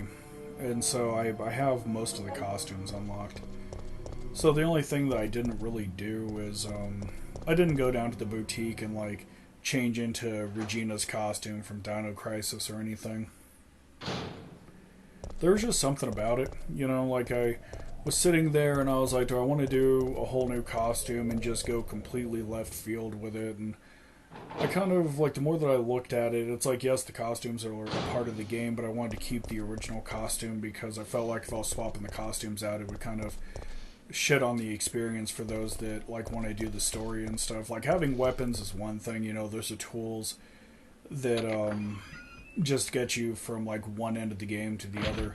But the thing about swapping costumes is it would be a bit jarring for people, I think, because you would have all of, you would have all of Jill's costumes in-game, but during the cutscenes and stuff, she would be wearing her standard attire. So ultimately, when I was going and planning this out, I had voted against it, essentially, because I was like, you know, I just...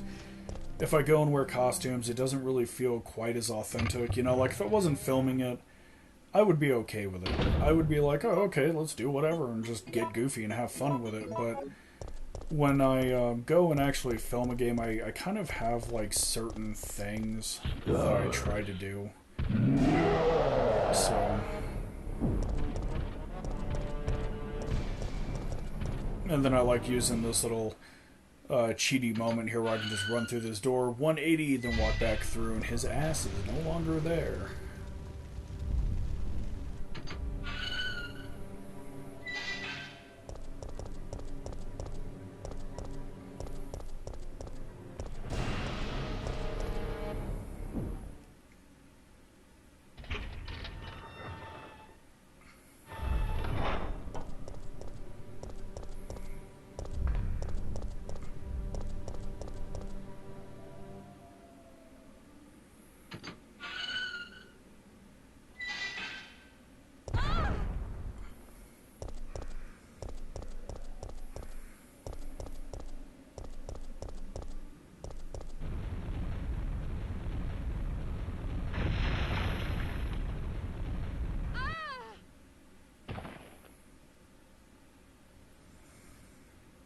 I always thought that this little section here with the meeting the gravedigger for the first time was always kind of bullshit. You know, because I like the gravedigger as a boss, but I think right here, just kind of pinning your ass in like a small little corridor essentially was just straight up bullshit. I was like, God, dude, that is such an asshole maneuver. And then you gotta go on top of it, and you gotta press all these damn buttons without getting hit, you know, because I'm trying to save ammo and stuff. You know, like, I don't want to waste so many mag rounds trying to kill this dude. So I'm trying to get in, tap it, and get out, and all kinds of crazy crap, and I really had a high amount of distaste, because that gravedigger really hauls ass through the holes in the wall sometimes. I was never really a super huge fan of it. I was just kind of sitting there going, God, man, that's some bullshit. You know, but once you're out, you know, and it's kind of funny how they linked up a lot of the areas to where it's like, once you're done, oh, the manhole cover, the manhole just literally spits you out next to the train, and it's so strange how they went about doing it, I think. And then, of course, we have this particular stint, so it's like you stick everything into the train, you know, like the cables, the oil, and then the fuse. And then Jill goes off, even though Mikhail is still alive, just completely treats him like he is already dead weight. It was Looks like just we're ready to so go. rude, man. Here, take this. It's kind of weird because Mikhail is actually one of my favorite characters. There wasn't really, what is it? There wasn't really Okay. a lot of games at the time Nikolai? portraying won't be Russians in a joining us. positive light. I understand. You know, like, we had war games even back then where I'll it's like, oh, operate the Russia's the cable car. enemy, but Let's go. I actually really like how Resident Evil 3 did it, because they go and they show this Russian mercenary is very brave and looking to protect people and stuff. Like, it actually paints him in a really positive light, which I really, really enjoyed. You know, it's just, it wasn't something that we were seeing at the time, especially with, like, a lot of the war games and stuff. Like, oh, you know, Russians have to die and stuff, but in this game, they were like, hey, we got this Russian mercenary who actually gives a shit about people. You know, and I always felt that it was a pretty top-notch representation and stuff. You know, Mikhail actually goes and he has, like, that moment of self-sacrifice, and the way that they actually go about doing it is just really, really nice, and I feel it's really tasteful as well. Because they could have just literally gone straight left field with it and stuff, but they did well with it. I didn't really care for this boss fight with Nemesis too much. It's really weird because all he does is just grab and throw and grab and throw. And I'm sure that there's ways around him and stuff, but sometimes it works, sometimes it doesn't. You know, like, there would be times where I would go to run past him, and even though I would technically be past him, what would wind up happening is his grab, for some reason, even though he's, like, grabbing in front of himself and I'm no longer there, I'd be in back of him, he would still pick me up anyways. So I always felt that it was really, really obnoxious and stuff, and it always felt like they kind of half-assed his actuation to a certain lesser extent. And so whenever I got a moment, I would just squeeze rounds into him, and, you know, of course he gets up and he screams, because he's big mad. Jill, get out of the cable car now! Mikhail, wait! Don't! And then I love this about Mikhail, he just goes straight Rambo on him. Like, he just has no fucks to give. He's like, I'm just gonna keep hosing this dude, and then Nemesis just kind of walked towards him slowly in a very stereotypical fashion, just slaps him out of the way. Like, you're not a threat, just straight up paddles him straight to the wall. And I love how he's like walking up on Kyle and stuff, and Kyle's like, I'm gonna give you a fashionable fuck you, and just, you know, detonates that nade, sends his ass on the training park. Mikhail.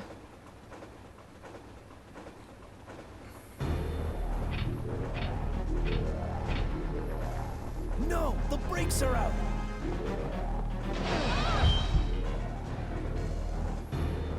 So with this whole like choice to make here, I find it doesn't really have much bearing.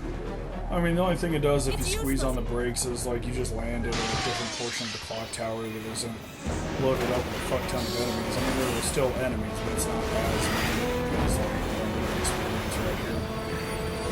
And so I always thought that it was really weird how they went about doing the whole train crash thing. Like, it doesn't really feel like the choice there is really relevant, because it's not enough of a change to really warrant it. And so it was really weird, I think, because it's like you're going and you're running through this train wreckage and all this other crap, and, you know, you're kind of sitting there and you're like, oh man, look at all this gunpowder on the table. And as soon as you walk forward to grab it and stuff, you're scooping it up, you know, you're getting it ready, and as soon as you go and get that gunpowder ray, it's like all these roasted zombies just start walking out of the flames. It was just some really strange stuff. Like, this scene right here always reminded me of the friggin' Terminator movie where, you know, the T-800 is literally just walking out of the flames and lurching towards you, and it always kind of gave me that vibe, essentially, which is really pretty funny, I think. But the thing is they're not even really much of a threat unless you're really slow, you know, so you can go grab the key and get the hell up out of there and not have to worry about it.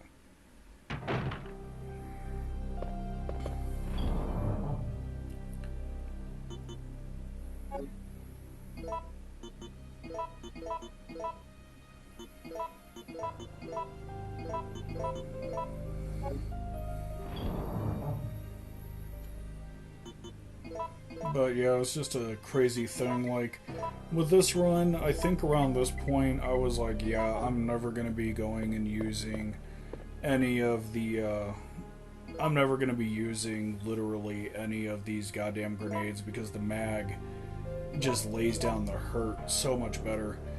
Like, I didn't like the grenade, like, okay, in defense of the grenade launcher, you can load a ton of rounds into it. But the trade-off is it's not like the mag. The mag holds 6 rounds, you know, once you're out you have to reload. But you can do it in the menu. And then with the grenade launcher, what happens is you let rip with a round, and then you instantly reload it right there. You know, like you have to reload it. It's not an option for you. So on one end it's like, you know, you can hold a nauseatingly large amount of grenades inside of the grenade launcher. And it's actually kind of nice for inventory as well, because with the Magnum, it's like, okay, you have the gun, and then you have all the ammo. With the grenade launcher, it's like, you have the gun, and whatever the hell you decide to load into it. So it literally, depending on how you choose to load it, it frees up an entire space. I know a lot of people that would carry, like, stacks of grenades, right? They'd be like, oh man, I need all these nades, and the thing is, you don't. Just stick with one grenade type that you have a ton of, load it into the launcher, carry the launcher on you. That's all you gotta do. It's really not that hard. You know, so before I fell in love with the Magnum and stuff, I used to do that with the launcher all the time. Like, towards the end of the game, I would literally just make tons and tons and tons of grenades, and I would just load it into the launcher all the time. And that was like my go-to standard for like a really long time. And then eventually I was like, you know, the Magnum shoots faster. When it reloads, I can do it from the menu, taking me out of harm's way. You know, there was just like a lot of trade-offs with it, I think. And then the, as far as I'm aware, the Magnum also has a much greater shooting distance, because the grenade launcher is a lobber. So those grenades just don't keep going forever, you know. It's a hell of a thing, I think.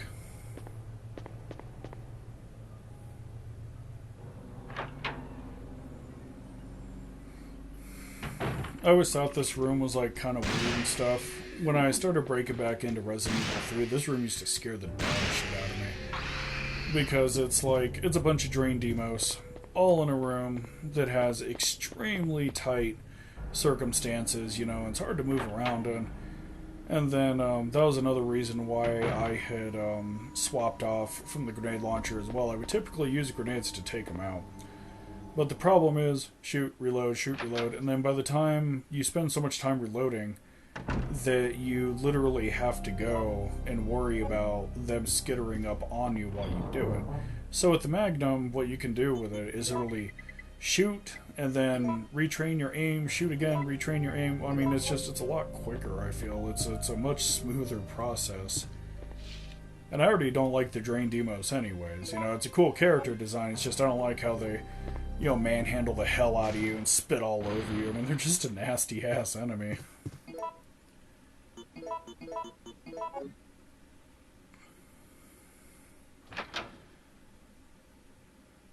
But yeah, it was a hell of a thing.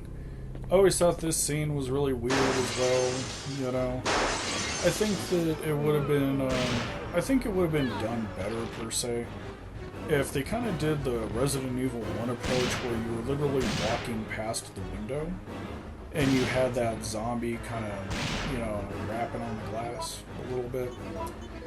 And so it would always give you this really unnerving feeling that, you know, something would burst through, and then what would wind up happening was it wasn't that window, but it was like another one that they would burst through, which is really nice. And I think that they could have done the same thing with this particular segment, instead of just having them randomly bust through. And, I don't know. I think that Resident Evil 1 did tension better because Resident Evil 1 isolated things a lot better. Resident Evil 3 very much so is more of an action game, and you can tell by how much ammo they give you. even when you're playing it on hard, if you know how to use it, you won't really run out of ammo easily, not with like the reloading tool and everything else. Gunpowder, all that crap. So, it's just one of those things. And then normally, like with these Goliaths here, I have a tendency to go and run past them most of the time. But with the last run that I was actually doing, I went to go and run past it, and one of them thought that he was going to be a cocky fuck, and he decided to jump off the ceiling, land right on top of me, and then proceeded to beat my ass until I was dead. So, you know, I try to eliminate him whenever I can, because I just don't want to repeat that. So, it just be how it is.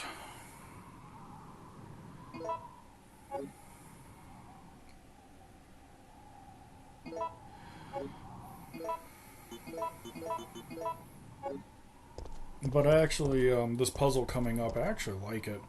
So, fun story. This puzzle used to fuck with me horribly. When I would play through this segment as a kid, what would happen is there is a music box down at the bottom of the tower. And I would listen to this music box, and then for some weird-ass reason, when I would reach the puzzle that's on the top of this, I would think that the puzzle would have to be tuned to sound like the music box on the bottom floor. I didn't know that I was supposed to be matching the tune to the actual plate that is up here. So I remember as a kid just getting my ass whipped by it because I didn't have enough common sense to be like, oh, okay, well, you know, it's not supposed to sound like this. Like, it was really weird because I feel like Resident Evil 3 has, like, a lot of red herrings. You know, like, they try to give you the answer to some things, you know, they'll be like, oh my god, it's this, but you'll go and you'll try it and then it doesn't work. And then the answer will quite literally be staring you straight in your face.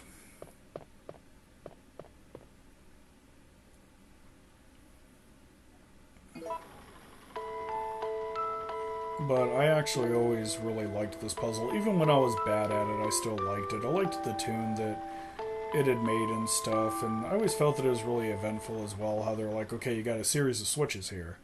We want you to, you know, finagle with these switches until you get the tune right, and then, you know, when you can play the tune adequately, you know, we'll go ahead and give you the other portion of the key item that you're looking for. So I always thought that it was actually really funny and stuff, because I remember as a kid this puzzle was just hard as hell. And now that I'm older, it's like, oh, okay, yeah, it's another day on the farm. We're going to be just doing, you know, this, and this. And it wasn't bad. At least I don't think it was.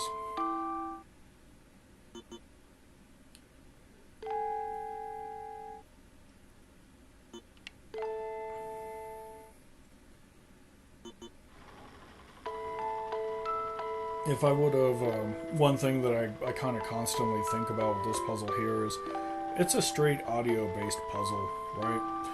So, I'm pretty sure if I would have not solved my audio issues that I had where I was like having to run games in a muted fashion to record them, I probably would have never made it past this part, and this recording probably would have never survived. Because it's just a straight audio-based puzzle. And, you know, you can't, like, really guess it because there's no visual cue. So I was actually really glad that I was able to get the audio problem squared away. You know, it was worth it, I think. It was worth the time investment. I always thought this part was really fucking funny when Nemesis. You know, because I like to... I know a lot of people like to electrocute him. I like to use the light. And it's simply for this right here. It kicks on, he's like, oh my god! They know how ugly I am! And then Jill just goes and pushes this 400-pound monster over the ledge, just straight up eats his ass. You know, and I always thought it was really funny, because, like, towards the end of the game, you know, Jill becomes kind of a bully, to a certain lesser extent. Like, you know, Nemesis is like this hulking, really heavy monster, right? You know, he's like this hulking monster that's like, God, man, 8 feet tall with all these tentacles, and he's just larger than life, you know, and towards the end of the game, you know, Jill is presented with all these fucking prickish maneuvers, you know, so she just gets to do the most dickish shit, and I always thought that it was really funny. You know, because Nemesis is supposed to be like this top tier monster that was gone and created to hunt people and stars and all this other crap, and yet he gets taken out by a searchlight. Literally. I thought it was funny as hell. I didn't give a shit. You know, it was just always really laughable for me because, you know, you see this giant monster just getting his ass whipped by the most simplistic shit. And I would just laugh way too hard at it.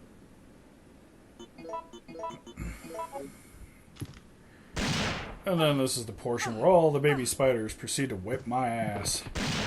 Ah, that questionable aim, though. It's just, like, sometimes in these older Resident Evil titles, it's really hard, especially with, like, the spiders and stuff. Sometimes that aim trajectory just really does not line up. So this puzzle proceeded to fucking whip my ass for damn close to 40 minutes. So I did not play Resident Evil 3 on PlayStation enough to encounter this glitch. And so basically what happens is if the hour hand is on, I think it's like either 7 or 9, the Amber Ball has a really obnoxious glitch where it's supposed to have like an interval of +3 or -3, I believe. And instead it's only an interval of +2, -2.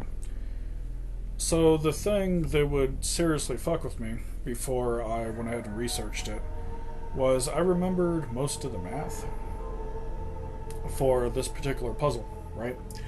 And so in my mind, I'm going and I'm compiling the math. And I'm sitting there and I'm thinking about it. You know, you can smell the fuses burning in the back of my brain. So I'm sitting here and I'm trying to add it up. I'm like, okay, you know, it's currently on this number. We're going to have to go ahead and fix it. Well, apparently the glitch can happen on other numbers as well. It's just more common on like 7, 8, and 9. I was grossly unaware of this shit, like at all. So I spent like damn close to 40 minutes trying to figure this crap out. I had these balls in my inventory and I was going and swapping them out and I'm just like, God, dude, what am I doing? You know, like I was like, am I doing something wrong? So eventually what had happened was I had caved to it. I was like, right, I'm gonna go and I'm gonna look up a FAQ on GameFAQs because they're still the best place to go and get FAQs for really old titles. Newer titles, you can just go straight to YouTube. And so I struggled with this damn puzzle, doing the math over and over again because I was grossly unaware of this fucking glitch. And I was like so damn embarrassed. Like I was, it turns out that it was solvable, but I had to look it up because it's a randomized puzzle, and since it's off by 1 point, you know, all the math that I'm going to be doing for this is going to be inaccurate.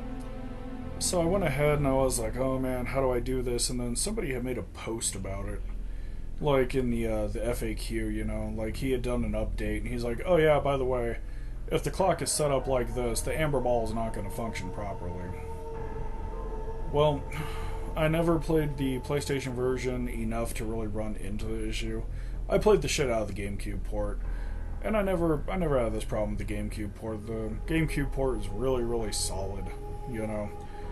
And so I sat here trying to figure crap out. You know, I was definitely having my my brain is not working moment. And so the original run for this the original runtime for this particular run would have been like, I think it was like 3 hours, 9 minutes. If I would have just gotten past this a little bit quicker. And so I was literally sitting there and I was like so annoyed. You know, like I spent forever just looking at the time on this clock and I was like, okay, what do I have to shift around to make this happen? And so it's quite literally like damn close to 40 minutes of me like literally sitting here trying to figure it out. I actually had two different runs for this at one point because I couldn't figure out what the hell was going wrong, essentially. So I was going and dicking with the clocks on 2 different runs. And so I was like, I don't know what's wrong with it. And then finally, when I had broken down and looked it up, the guy that I was looking at, there was like a update the guy did back in, like, I think it was like 2005, that was talking about this specific subject. And so once I had figured it out, I was like, oh, okay, now that I know that it functions like this, I should be able to do it accurately. But yeah, it was just almost 40 straight minutes of just me fucking up all over the place. And it was some of the worst crap ever. Like, I had like family members popping in, and they were like looking at me and they're like, "You're still working on this?" And I'm sitting there and I'm nodding my head, I'm like, "Yeah, guys, I'm still working on this." And they were kind of making fun of me a little bit. They were like, "Is the puzzle hard?"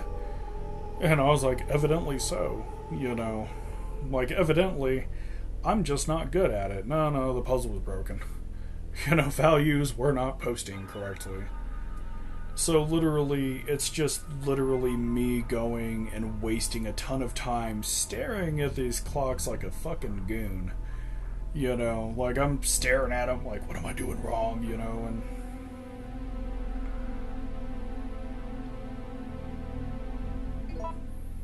It was just like some of the funniest and yet some of the worst stuff. I was going and, like, I had 2 different guides up. I had one on GameFAQs, and then I had another one on IGN. And the one on IGN was just completely wrong, there was like nothing accurate about it.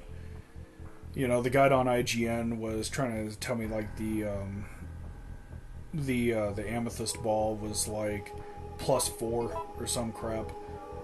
And I was sitting there looking at it and I said, man, this can't be right, Like, I'm literally sitting there and I was like, this can't be right at all. Like, there's no way in hell. And so I sat in front of this puzzle and I just baked my brain on it before going to GameFAQs. Which, hindsight, it's 2020. I probably should have gone to GameFAQs right off the bat, because they typically have really good guides. And they'll even tell you if the guide's good. Like, they actually have a really good peer review system in place. So it was around this point that the rose-tinted glasses kind of wore off, because I was enjoying the game. But I was kind of at that point in the game where I was like, okay, well, I'm enjoying the game, but I kind of want to progress. And so it was around this point that I kind of realized that I really hated randomized puzzles. I would have to say this segment, the Dead Factory, and the hospital, I hated all of it. I loved going through it, but I hated doing the puzzles in it. Because it didn't really feel good. Like, there's randomized puzzles in the hospital that'll make your fucking skin crawl. I mean, it was really bad, man. So I was literally sitting there and I was like, okay. I went ahead and there was like a point where I had finally gotten done with this damn clock puzzle. And I decided that I was going to, fight Nemesis, get poisoned, and then go to the hospital as Carlos, looking for a cure. And there was like so much crap in the hospital that just does the same thing as this. It's like, okay, instead of you memorizing what the proper solution is, we're going to go ahead and randomize it. So there was the combination to the safe in the hospital is randomized. The plate that you have to push the caddy onto, it's randomized. I got really lucky with it. I nailed it relatively quickly. Previous runs that I was trying to do, it was literally going, and no matter what the hell I was pushing the caddy onto, it was just electrocuting Carlos. I mean, it was just a really, really ugly experience. I think the Resident Evil 3 would have been an infinitely better game if they would have just gotten rid of the randomized crap. And it's not something that I get to say too often. Like, I don't inherently hate randomized puzzles. There's plenty of games that have randomized puzzles that I do enjoy. I hate randomized puzzles when they're done poorly.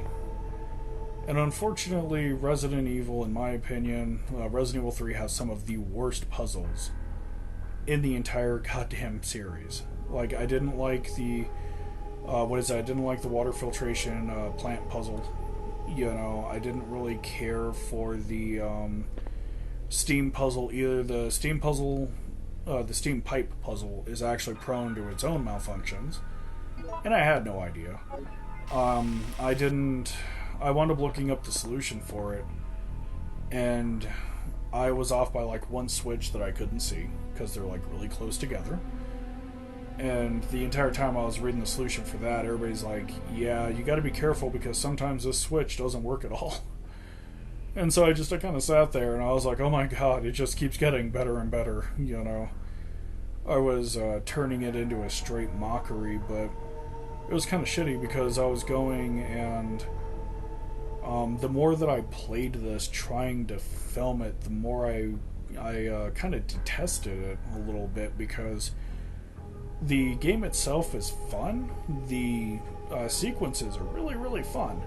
It's just the puzzles savagely murder this damn game sometimes. Sometimes the puzzles are really, really good and they're in your favor. Other times they're really, really bad and bug-riddled and you have to go and look it up. And it was just really, for me, it was just kind of like a hell of a thing because it's like, I think for me, it was pretty much the equivalent of going and getting like a nice bottle of fine wine, chugging the hell out of it, and then getting to the bottom and realizing there's a dead rat in it. That is the best way that I can describe it. Resident Evil 3 is like drinking fine wine, chugging the hell out of it, can't get enough of it, and then you realize there's a rat in the bottom of the bottle, you know. It was just really rough. Like, it's kind of weird because I have plans for Resident Evil 2 and 1 to revisit them. Resident Evil 2 is getting a double feature. We're doing A and B runs. I'm not sure if I'm going to make them separate videos, if I'm just going to try to mash them together as one video yet. You know, like with Resident Evil 1, I just kind of want to be able to do that, you know, as well with the various types of runs that it offers. So I'm going to be doing a mashup. Well, I'd like to do a mashup of 2. And then 1, I would like to go and do like standard mode. Then I would like to do a range mode because the range mode shakes it up really well, apparently.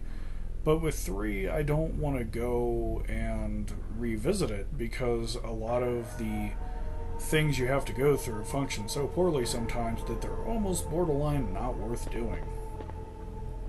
So I kind of sat for a while and I was like, you know, do I want to go and do a bunch of runs of 3 for like the different pathways and stuff? Do I want to go back and revisit 3 and just do a run where I just drill Nemesis straight through the floor? You know, there was just all kinds of stuff that I thought about when I was going and filming this mess. And so I kind of sat there and I was like, nah, I'm going to do 2 editions of 3. I'm going to do the path that I have set out for myself, and then I'm going to go and do a commentary version. And then later on I was like, oh man, I'm going to have to edit the bulk of this damn puzzle out because, you know, it's just nothing's functioning right. And then I decided for the commentary version to just leave everything uncut.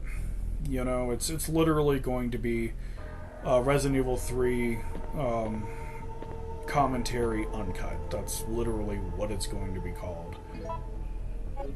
And so it's just kind of like a really rough thing, I think.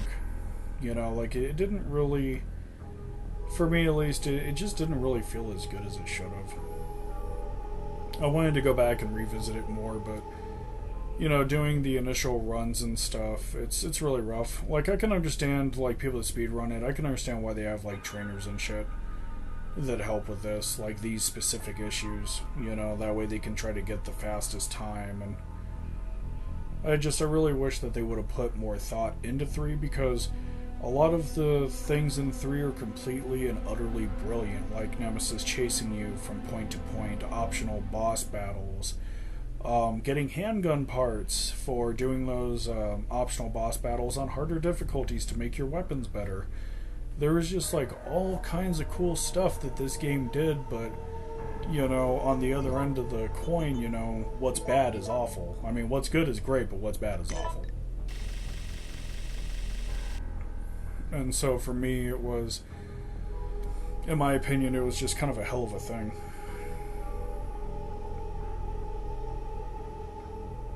And it's kind of weird because, like, thinking back on it now, like when I initially played it on PlayStation, I don't remember things being this bad. I just don't. And so I think a lot of it is, you know, you're kind of looking at it through rose-tinted glasses. And I know I go back to it a lot, but I find the more I visit these retro games, the more I'm picking out actual classics from things that we just regard as classic, but were actually quite bad. You know, like it was, Resident Evil 3 was kind of weird because we had analog thumbsticks. And the weird thing about it is they were analog thumbsticks with tank controls. Well, tank controls made a lot more sense on like a digital pad. You know, and then with the free-flowing motion of a thumbstick, you seriously would have thought that they would have left digital controls behind and just gone straight analog. You know, where there's a true 360 degrees range of motion instead of just turn left, turn right, walk forward. Now, personally, I think the tank controls on older survival horror games, they work. They were kind of built around the lack of thumbstick. And so, like, it makes sense, you know? Like, a lot of these games are built around the tank control philosophy, and you can tell by how, like, the maps pace and everything else. You know, like, you get, like, a really firm kind of, feel for it, and after a while it gets really fluid. I think one of the things that I like about Resident Evil 3 the most is the 180 quick turn action. It really assists with getting the hell out of dodge very quickly. You know, like, especially if an enemy's in your face. Like, there have been plenty of times where Nemesis was, like, right up in my face. And with tank controls, it takes time to rotate, you know, like a tank. So I think that the 180 quick turn was really, really nice. Because you can have an enemy in your face, right? Just an enemy completely and utterly all up in your bullshit. And instead of, like, waiting those good 2 or 3 seconds to actually go and turn, you could just be like, whoop, 180, and you're gone. You know, and it was one of the things that I really liked. I don't think tank controls... It's kind of weird because, like, with the survival horror community, you got, like, 2 types of people with tank controls. You have those that try to say that tank controls were a fundamental mechanic of survival horror, and then you have those that have common sense and they just realize that tank controls were a limitation of the hardware at the time because we didn't have thumbsticks. So it's really weird because on one end it's with tank controls that the D-pad is good, it makes the game very, very fluid. But on the other end, attaching tank controls to a thumbstick was very unusual. I didn't even really like it, truth be told. I didn't even really like it in Silent Hill. You know, like, Silent Hill was thumbstick enabled. And it just really... The thumbstick just really didn't belong with Silent Hill because it was definitely built for a digital pad. And so it was just really, really strange, I think. You know, looking back at these older games and stuff, you can definitely tell that they were, like, doing their best with what they had at the time. So I think it's kind of silly when people try to push forward the argument of, oh, well, tank controls were specifically designed for survival horror. And no, there was plenty of games that used tank controls that didn't even, you know, that weren't even survival horror games. Like, a lot of old school first-person shooters used tank controls. You know, Doom used tank controls. You know, you pressed forward to walk forward and then you rotated left and right. That was pretty much it. You know, there wasn't really any kind of strafing. Unless you wanted to try to fuck around with the shoulder buttons, but that wasn't really that great either. You know, it was definitely better with thumbsticks. You know, it was a different time, I think. You know, looking back on it, like, a lot of people are like, oh, tank controls are pretty barbaric and, you know, they're not very usable, but for a lot of these older survival horror games, what winds up happening with me is I'm so used to it that whenever I use tank controls, I'm right at home, essentially, you know, like, I don't feel it's an atrocity or anything. If anything, trying to apply tank controls to a thumbstick feels weirder than actually using tank controls on a D-pad. But I find that not every D-pad is good for tank controls. So for my emulator and stuff, I've been kind of struggling to find a good controller for it. So I've been kind of settling on the Nintendo Switch Pro controller. Now, is the Pro controller good? Yeah, it's alright. I mean, it's not the best thing in the world, you know. It's got amazing battery life, but the build quality leaves a lot to be desired. The big thing with the Pro controller is that it was a Bluetooth controller that would work with my setup, and so I used it. However, that D-pad, at least in my opinion, is not very good for tank controls. So, the D-pad is very big and bulbous. You know, it protrudes. The thing that I liked about tank controls on a PlayStation is the D-pad was more or less, it felt like it was built for it. And that's what made it kind of great. You know, like, I really liked that about the PlayStation D-pad and stuff, because it wasn't too tall, it wasn't too wide. The thing that kind of bothers me about the Switch Pro controller, like trying to do tank controls on it, is the D-pad is one giant chunk. Whereas the D-pad on, like, say, the PlayStation family of controllers feels a lot like 4 separate buttons. So it was really just kind of weird and stuff. I may upgrade to a PlayStation controller at some point just to get that natural feel, but, you know, tank controls don't really coexist well with these big, giant, bulbous directional pads and stuff. I find that turning's, like, difficult with it. And it's really kind of weird because, like, you look at the older PlayStation D-pads, and they were kind of shaped like a disc. So they would rotate really, really well if you were going and, like, pushing on them and stuff, and I really liked that. But with the controller that I'm using, the D-pad doesn't really have that slightly pivoting aspect to it. So when I'm going and I'm navigating through these games and stuff, I've debated on doing Alone in the Dark at some point. I know that I'm going to have to contend with this damn D-pad. So the portion that I've been thinking about is, you know, does hardware matter for a lot of these older games, especially with emulation and stuff? And I was thinking, yeah, it does. You know, it definitely does, because you can definitely tell controllers back then kind of catered to this kind of stuff. Like I said, they weren't too tall, you know, they were kind of like separate buttons attached to a disc that would pivot, and it was really nice. Like, PlayStation had a good setup with it. But newer controllers, they just don't really have that. I know with, like, the PS5, it still kind of has it, but they're kind of bulbous as well. You know, so it's just something I've always kind of looked at a fair bit. I mean, yeah, I could sit there and use thumbsticks for Resident Evil 3. I mean, they're enabled by default, but it doesn't feel right. You know, like, it's really clunky, like, trying to rotate and stuff, because with the buttons, I feel it's more of a instantaneous thing. You know, you literally go, you press forward to walk forward, and then you quickly, like, just press right. And I find that the actuation time on the D-pad is actually better than the thumbstick, because the thumbstick has more travel distance. So when I'm going and doing, like, these older games and stuff, I'm realizing that hardware plays a very large role, essentially. So it's always been one of those things that is really, really interesting, I think. And then the shooting feels kind of weird as well, because the way that with the Pro controller they're more trigger-like, and then with the PlayStation, the old PlayStation controllers, they were more like buttons.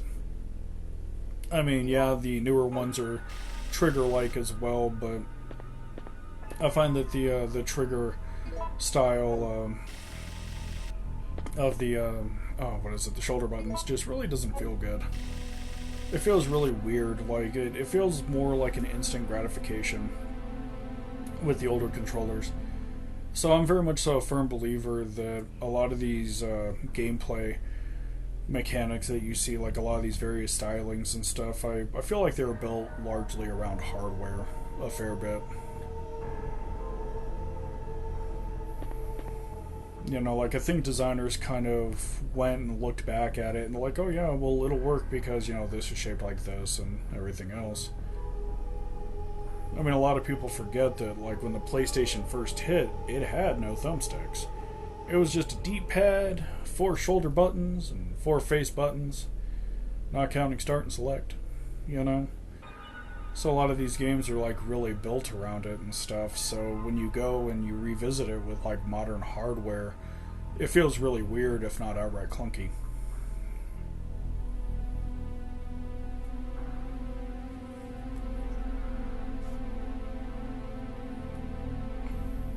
So yeah, it's just one of those strange things, I think. But as you can see, I continue to get my ass whipped by this clock puzzle. It was showing me no mercy. I had it coming. I was a horrible gamer. But no, like, all the time that I'm sitting here standing here, I'm trying to find a fucking solution for this shit. You know, and I was looking up everything, and I was like, oh man, what am I doing wrong? And it's really weird because a lot of the guides, like the generalized walkthroughs for this game, they don't mention this bug. It was like one guide that was specialized just for puzzles that pointed this crap out. And so at some point, like, I was literally sitting here and I was actually kind of embarrassed, you know, because I think when I do these runs, I don't like getting stuck in one spot for too long because I feel like that people will find it boring. You know, like me personally, I don't mind because I like to like see people overcome and stuff. You know, I really enjoy it. But I was literally sitting here and I was like starting to get annoyed with it. I was like, man, am I gonna have to throw away this entire run? Am I gonna have to redo 3 whole hours of gameplay? And so, like, a lot of people would literally sit there and they're like, oh, 3 hours ain't that bad. That's not very long. 3 hours when you are filming and trying to do it proper feels like an eternity. It ain't great. So I'm literally sitting here and, you know, I'm looking up all this stuff and I'm just like, God, man, how do I fix this? And, you know, we're like 21 minutes into this and it was some of the worst. Like, flat out, straight up, some of the worst. And, you know, I have like all these stones in my inventory and I'm just trying to figure out what to do with it. Clock is still stuck at 9 o'clock, you know. I know I gotta get it to midnight, but, you know, at this point I still don't know the actual value of this damn stone yet, you know, since it's glitched. It was just a hell of a thing.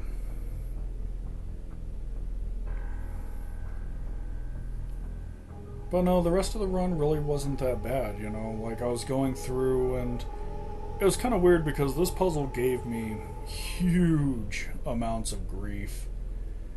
Just flat out, straight up, tons of grief. And what wound up happening was the puzzles later that I expected to be like super difficult, like puzzles that I spent like 15-20 minutes on, I had them done in like not even 5 minutes. I was literally just going through, scrolling, and boom, done.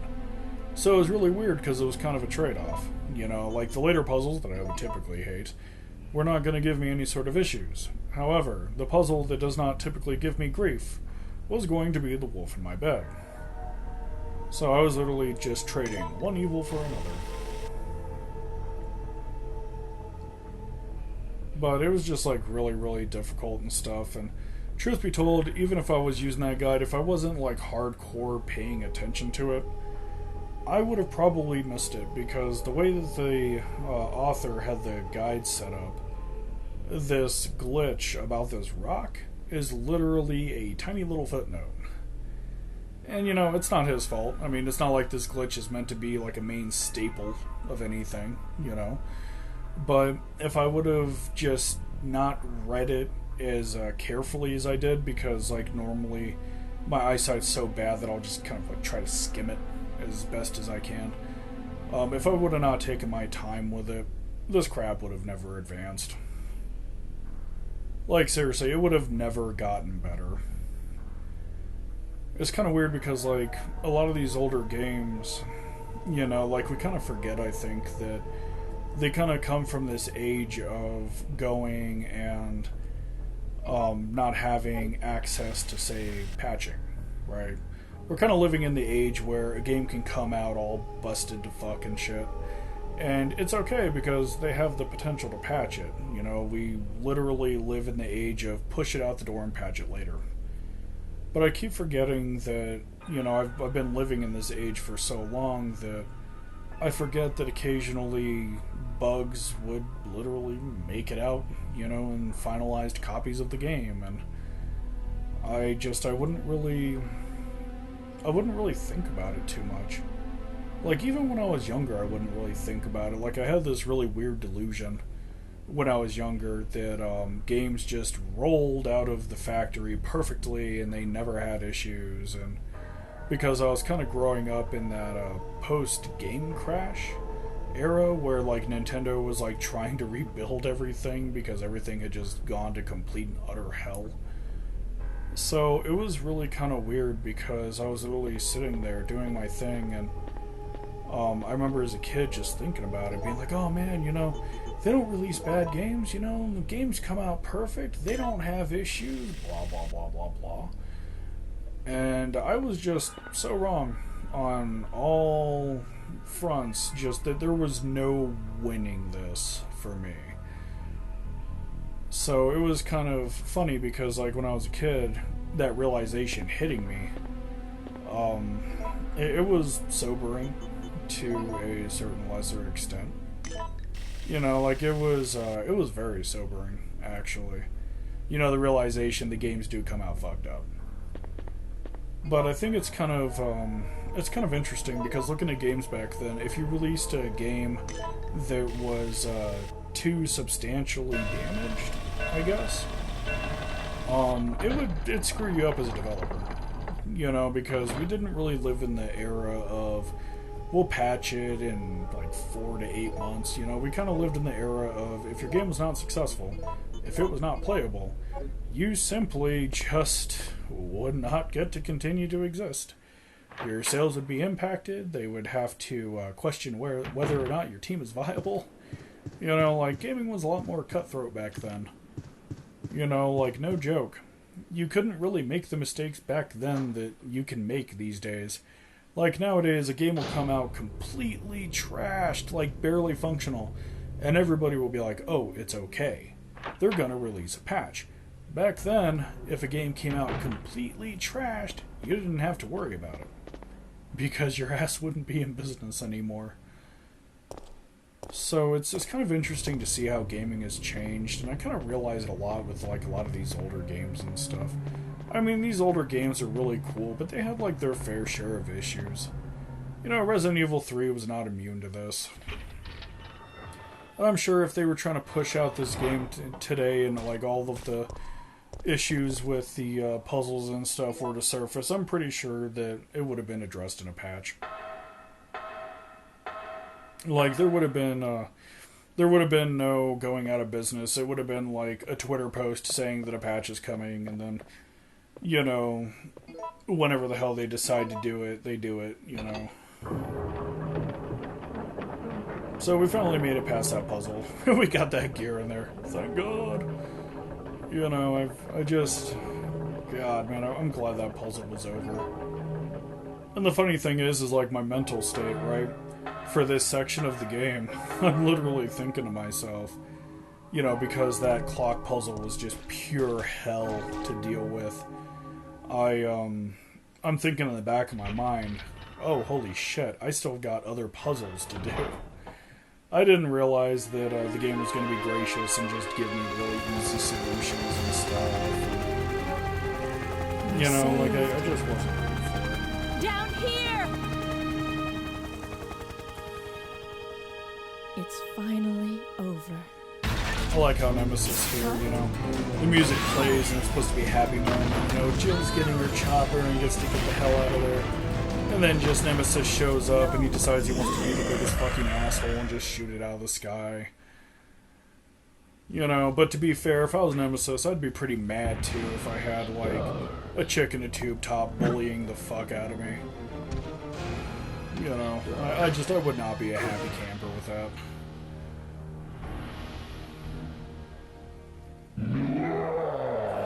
And then, like, this fight right here, I always felt that it was rather difficult. You know, like, I was pretty much healing 24/7. And the reason why is, like, when you're infested with the virus or any kind of poison, really, the thing that kills you the fastest is not so much the fact that you're poisoned. It's the fact that while you're poisoned, you can't judge how much health is left in your bar. Really? So, it's like every time this dude hits me, every time he makes me eat a missile, more or less, I'm like, oh man, I need to heal right quick, because I'm kind of at that point where, you know, if I die, I'm gonna have to go back and reload the save, and I really didn't want that for the run. Like, I was comfortable saving while doing the run, but I didn't want to ever get to a state where I had to go and load, essentially. I always thought this crap right here was really melodramatic. You know, Nemesis is just like, oh my god, I'm gonna walk into the flames. I hate you, Jill. I'm tired of you bullying me. This is a crock of crap. I hope my poison kills you. You know, just standard petty shit you would expect out of Nemesis.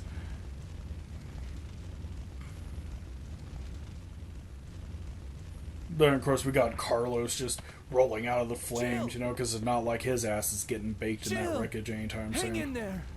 What have I done? Strangely enough, I'm I actually sorry, really Jill. like Carlos as a character. Please, wake I actually up. almost like him more than Jill, because they don't really...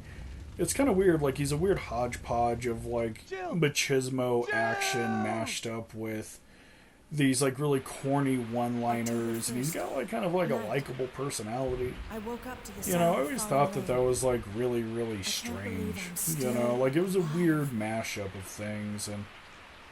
So, like, when we actually got to play as Carlos, I actually liked it a fair bit. You know, it was a little bit of a Rambo section where, you know, you got these large monsters, you know, coming at you, and it's like where the hunters really start to come into their own and stuff, and you don't Carlos? see them walking around the It corner. looks like our roles have been But reversed no, when we like, I originally really met, liked huh? Carlos's section Don't worry, because This chapel it's is kind of safe. weird. Like, it feels like Jill has an identity crisis. I've been infected by the Because virus. if you master the haven't I? crafting in this Hey, game and just learn how take to it use your easy. weapons and stuff, ammo is quite literally I'm never an okay. issue. So you can literally go feeling through pain. Blitz and kill everything But that's what and not have bothers to me. worry about it.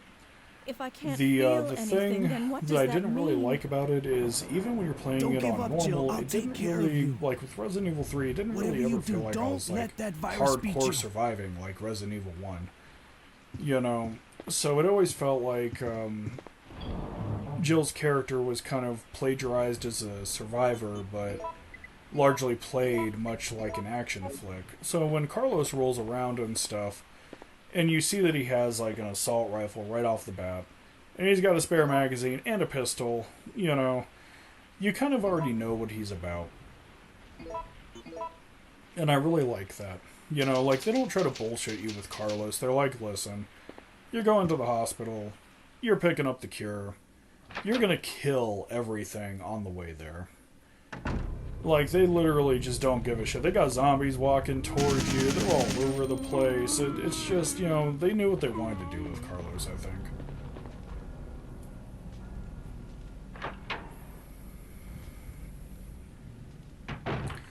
And then I always felt that this section was kind of tense as well, because, like, you're literally sitting there and gunning down zombies, pushing other zombies over, you know. Like, Carlos' section just goes straight up gun-ho so hard. And it's kind of refreshing because, like I said, there's no delusion there, you know. It doesn't feel like a survival horror game at that point. It just feels like a straight-up action flick, you know. You're playing as a UBCS mercenary. You know, and so you know what they're all about. You know, it's all about stacking them bodies. And so I really appreciated that about Carlos. I thought it was always kind of weird because when you get to the hospital, like, when you're plowing your way to the hospital, you're going and you're killing all these enemies. Just left and right. You're just seriously just going and butchering the hell out of everything. And then with the hospital, it is a much slower pace. And then they have, like, a bunch of puzzle solving. Like, it's really weird. They go from, like, straight action to straight puzzles. And it's really odd because, like, you would seriously think during these segments that they would have done more to kind of spread the puzzles out a little bit. You know, kind of have, like, a good mix of everything. But when you get to the hospital after those, after that first initial onslaught, you know, like when you're going and butchering the hunter betas and stuff, it slows down, like, substantially. You know, it's not quite pushing forward in this extreme compared to, like, the rest of the game. You know, fights are a lot more intimate and stuff, you know, especially with the hunter gammas when you, like, let them out of the test tubes and stuff. And then right here I had a moment of confusion because I was really exhausted at the time, and I was like, do I gotta go through this door? And then I was like, no, brain, I gotta go to the hospital. And so I was literally going, and I had to, like, correct myself there for a minute. So, unpopular opinion. I actually like the betas more than the alphas. Now, don't get me wrong, the hunter alphas were actually really spooky. You know, humanoid reptiles with huge ass claws, sailing through the air, you know, getting ready to cut your head off. But there is just some kind of grotesqueness with the hunter betas. You know, like, they got all these deformities and tumors all over them. You know, compared to the alphas, you know, the alphas had these huge ass claws on their hands. And then the thing with the betas is that their claws are substantially sharper looking, and they're also a lot smaller. They're like little tiny razor blades, a little bit. And I actually like the aesthetic. I like how they're horribly mutated. You know, I think that it sells the aesthetic well because, you know, it basically points out that not every experiment that Umbrella does, not every mutation turns out asymmetrical, you know, like with the liquors and stuff, they were always really symmetrical, never anything wrong with them. Even the evolved liquors later on in Resi 2, you know, they always had like a really good symmetry to them. And then with Resident Evil 3, they were like, congratulations, this is the Hunter Beta. The Hunter Beta has like one eyeball, the other side of his head is literally covered in tumors.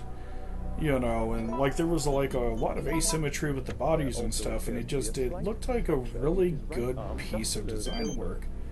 You know, there isn't really too many enemies, you know, that have asymmetry aside from like Nemesis and, you know, the Hunter Betas, and even when you look at the Hunter Gammas, they look like giant frogs essentially, and, you know, they're always like super symmetrical and stuff. Some of the zombies have asymmetry to them and stuff, which it's okay, but it's not like, I feel that it's kind of hard to notice it a bit because the color palette for the zombies is actually quite bad. A lot of them are either really red or really brown, or it was just really weird how they did it. I understand it's probably like a limitation of the hardware because you could only do so much with the PlayStation. But at the same time, I would have loved to see like a wider color palette for a lot of things. Like even with these characters right here, you know, the color doesn't exactly pop. They all have like this kind of dark tinge to them that kind of reminds me of anything made in Bacon, really. So, you know, it's just one of those things. Like, I find that Resident Evil in general has a very, very brown, for lack of a better term, color palette. And so I screw up right here. I forget about the key, you know, and I go back into the data room to go and collect that crap. So I'm literally just going and running over. I'm like, oh, hey, there's a key in here. And then I also wanted to get the rest of the stuff that was in here as well.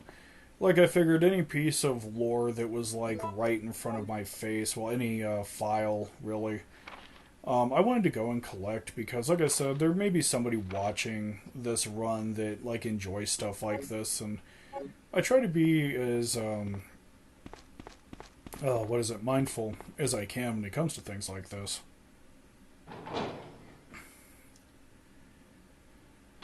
So, like anybody that wants to read the files, anything that I pick up, I kind of take my time with it. You know, if the file's like in plain sight, I go and I pick it up. You know, I wasn't going to do a file hunting run. That would have been a goddamn nightmare.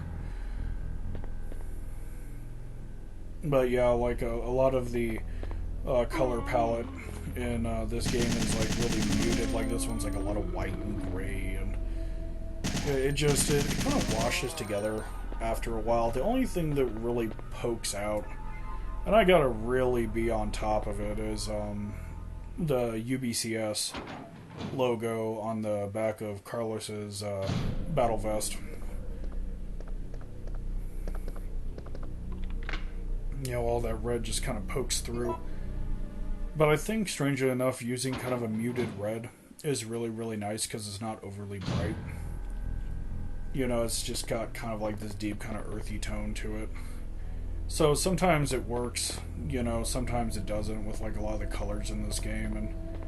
But I think if they would have gone like balls deep and made everything super colorful, it would have really taxed the hell out of the PlayStation. I'm trying to process it all. So I got really lucky with this caddy here.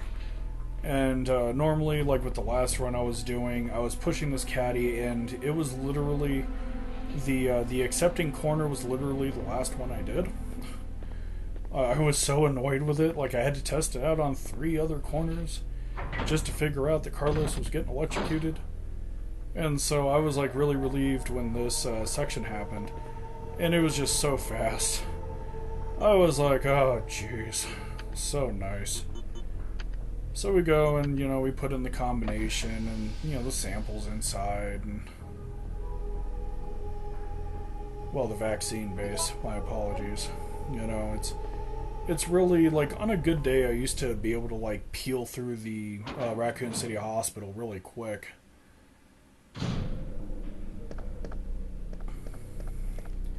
But I like what they did with a lot of Carlos's segments and stuff. I like how they did the thing where, you know, the elevator doors open up, and then there's like zombies on the other side, and they're like trying to get in at you, and I always thought that was like really, really nice and stuff. You know, like it kind of gave it a sense of urgency, but like I said, with Carlos's section being the way it is, it's less scary and more action flicky, for lack of a better term.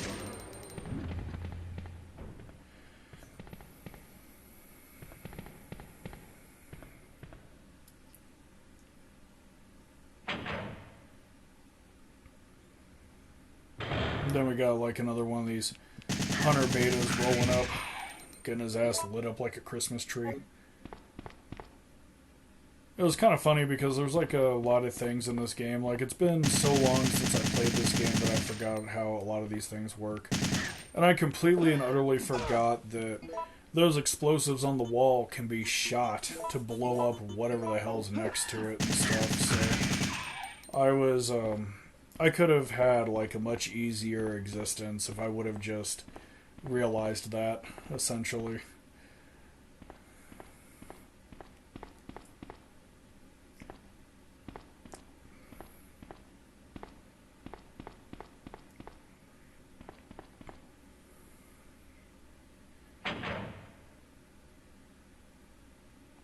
So this next section, I have memorized for the most part the combination for this particular puzzle. And the weird thing is like all the other puzzles I barely remember, but for some reason this one just pokes out really firmly in my mind. And so I always remember it for some reason, you know, it's just really, really simple. It's like 1, 3, and A, you know, and I have no idea why the hell my brain picks it up so well, but it does.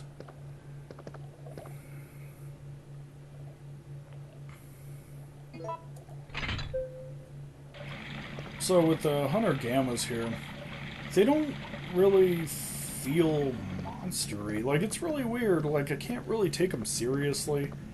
Like, even when they used the Hunter Gammas in, say, like, the Outbreak series, right? They never really felt like monsters, per se. They just literally felt like overgrown frogs. And it was just so weird because, you know, like, with all the other monsters in Resident Evil, there's, like, this certain layer of grotesqueness to them. Like, Nemesis is all stapled up. The Tyrant from Resident Evil 1 has an exposed heart and a huge-ass mutated claw, you know, and the Lickers look like skinned bodies with exposed brains, you know. There's this certain level of horror with them. Well, with the Gammas, you know, this is going to sound really bad, but every time I see a Gamma, the only thing my brain does is, oh my god, look at that cute froggy. You know, like, it's horrible. You know, like, I don't feel bad for thinking it, but, you know, whenever I look at one of these guys, it just goes, oh, it's a cute little frog. You know, like, they just don't look menacing. There's just nothing threatening about them except for them trying to swallow you whole, and that's about it.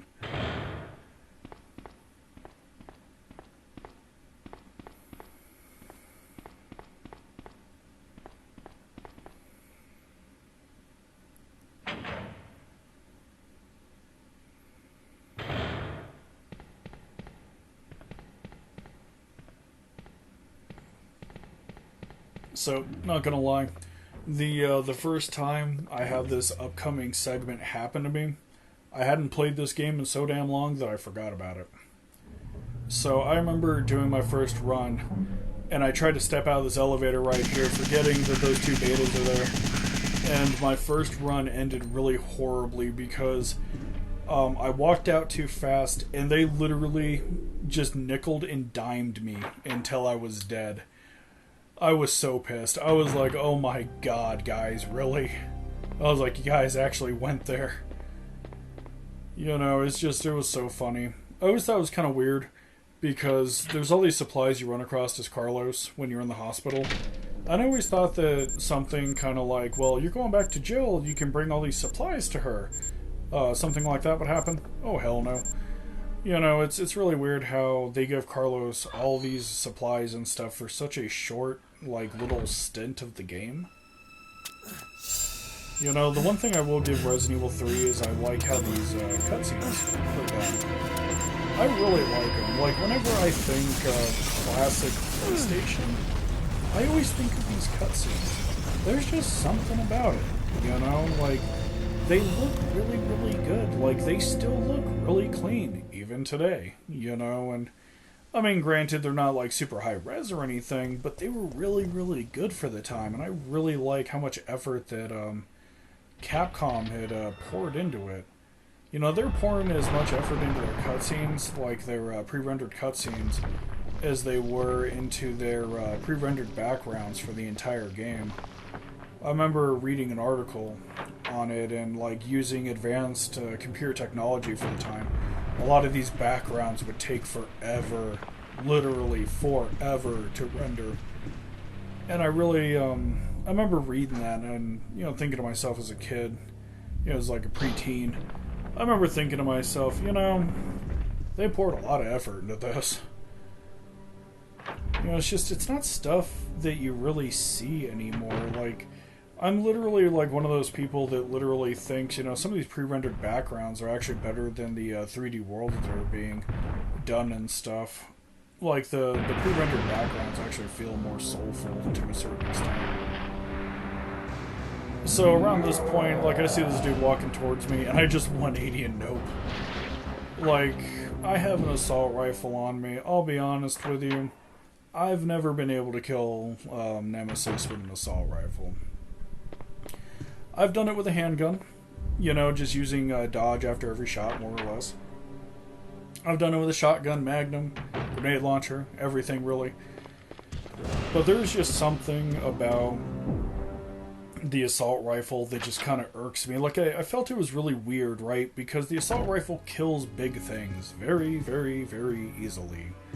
And then I had, like, the realization going on later in the game that some zombies actually take more assault rifle rounds to kill than things like hunter betas, hunter gammas, dogs. Oh god, Hey, dogs are bullet are you sponges okay? sometimes as well. Yes. I remember facing There. off with a bunch of Cerberuses, What's going on? and I was like, oh Jesus No Christ, you way! guys just won't That die. monster It's just doesn't really give up. weird. You know, like the little tiny enemies I that thought you we would killed expect that it to thing. kill very easily, No, it just, it's been you waiting know, they for just you. sponge it. And then, like, bigger enemies that you would expect, like a half a magazine, you know, Carlos, to be able Do you to think that it's unstoppable? kill, they die really quick. No. It's really, I don't really think so. strange, you know. I'm sorry, Jill. Like, I've even gotta with go the take drain care of a few demos and things. stuff, like, they Oh, do and take a good bad amount of news. rounds. But the Nikolai's thing with the still drain alive. demos is the assault Nikolai, rifle literally you stun sure? locks them. As soon as you get the assault Yes. rifle trained on them I and don't you know start how, firing, but it's I do over know for that them. he is our enemy. They're not going to be able to Remember, recover. don't trust like him. at all. They're going to be stun locked, and the next thing you know, they're laying on the ground, flipping you the bird, bleeding green blood all over the place, you know. It's a hell of a thing. So we're back playing as Jill. And, you know, it's like I'm at the point in the game where I'm like, yeah, I'm gonna be making more mag rounds pretty soon.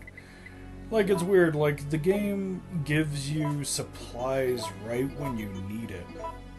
Like, it doesn't really goof around with it. It's not too early, it's not too late. A lot of the time, it feels right on time.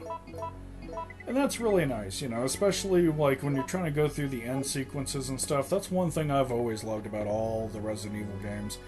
When you literally go and you reach that point where you have all this ammo saved up, you have all these supplies from literally going and being a frugal bitch for the entire, like, first 3/4 of the game. You get to, like, that end sequence and you just get to open up the most blisteringly large can of whoop ass that any of these monsters are ever gonna see. So it feels good to go in there and just mow them all down, because you spend the first portion of the game being in fear of these enemies because you don't have a lot of ammo. You know, and then Nemesis is a rude asshole. Like, he doesn't want to use a doorknob, just wants to break it down. You know, then he tries to smack you on top of it because, you know, he's a prick like that. But then again, he could also be upset that Jill's been bullying his ass for the majority of the game, you know. I would be pretty upset too, I think, if somebody whipped my ass with a floodlight. You know, I wouldn't be a happy camper, to say the least. But no, I just thought it was, like, really weird how they did Nemesis. Like, he's a cool monster, right? He's just way too cool. But for a monster that's supposed to be that intimidating, oh jeez. Some of the shit that you can defeat him with is just embarrassing. Like, literally, it's just straight up embarrassing. Like, I feel in certain segments that the Gravedigger actually puts up a better fight than Nemesis. Like, Nemesis is supposed to be the star monster of the game, right? So naturally, you think that his reputation would precede him, and he would just be the scariest damn thing that you have ever seen. You would also probably be forgiven for thinking that, you know, he would be the most lethal thing that you would ever see. I got my ass whooped more by the Gravedigger than I did Nemesis. Throughout the entire game. Like, all the times I've played this crap, I have always had a problem with the Gravedigger. Primarily because he is hard to shoot and he pops out on multiple points in the ground. Like, he's just a boss that kind of keeps you on your toes, you know? And then with Nemesis, it's like, he'll pick you up, throw you down, and then you, like, most of the time while he's busy screaming incoherently, you can literally go and just, speaking of screaming incoherently, you can just go and run past him. You know, like, I don't really think, like, I love Resident Evil 3, but I don't really think they ever reached full potential with Nemesis. Throughout the entire game, they put up a really big front with him, I find. Like, he's like, oh, he's big, he's menacing, but since they give you the option to actually go and,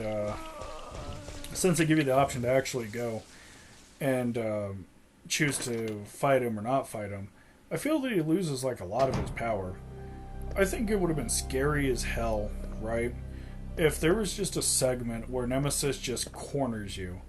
Like, just straight up corners you and just, like, tries to brutalize you with his, like, tentacles and stuff, you know, just straight up whips the hell out of you with it. But they never really do that with him, I find.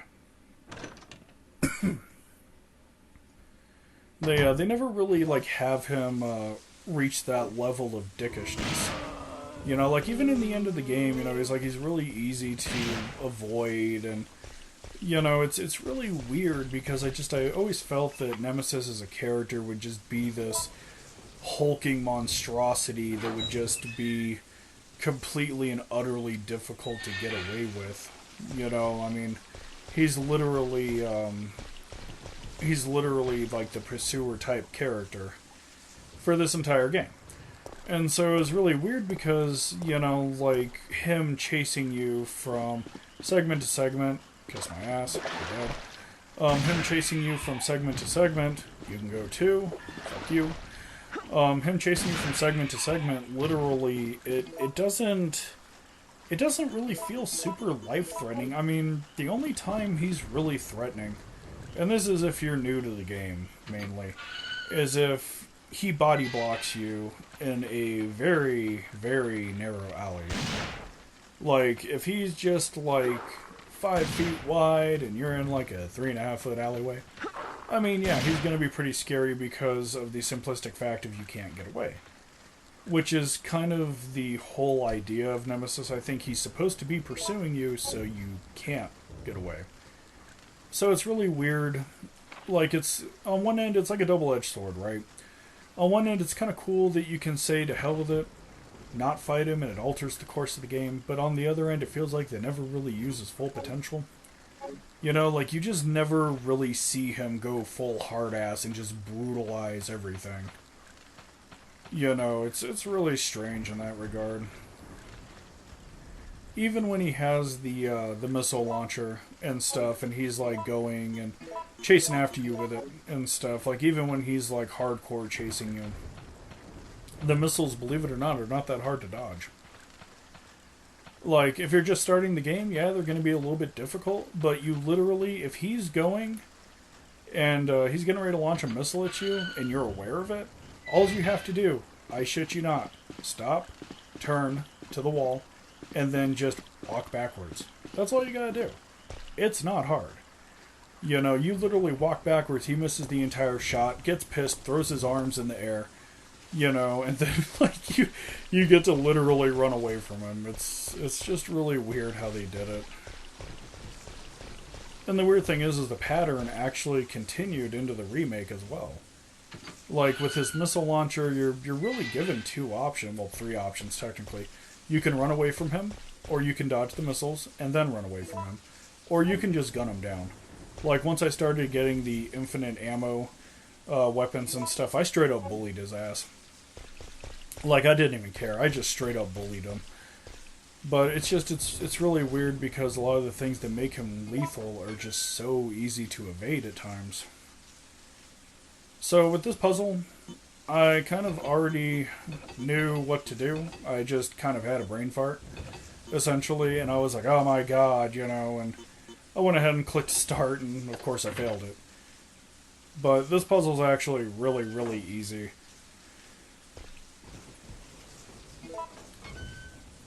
I had no idea how the hell I failed it. When it was just like the solution was literally right there in my face.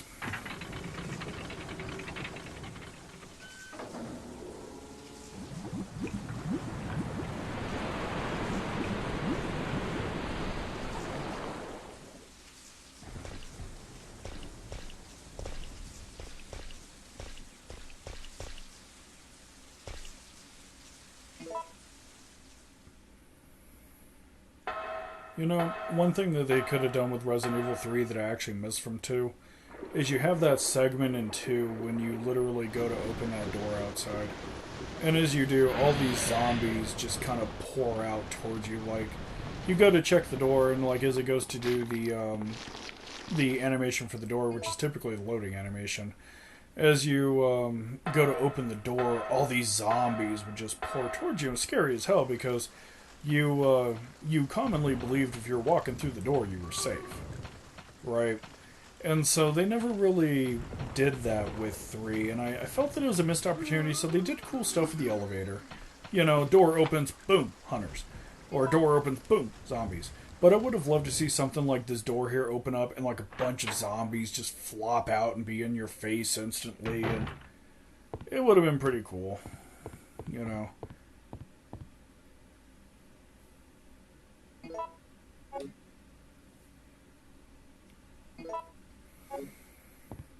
But yeah, it was some really crazy stuff.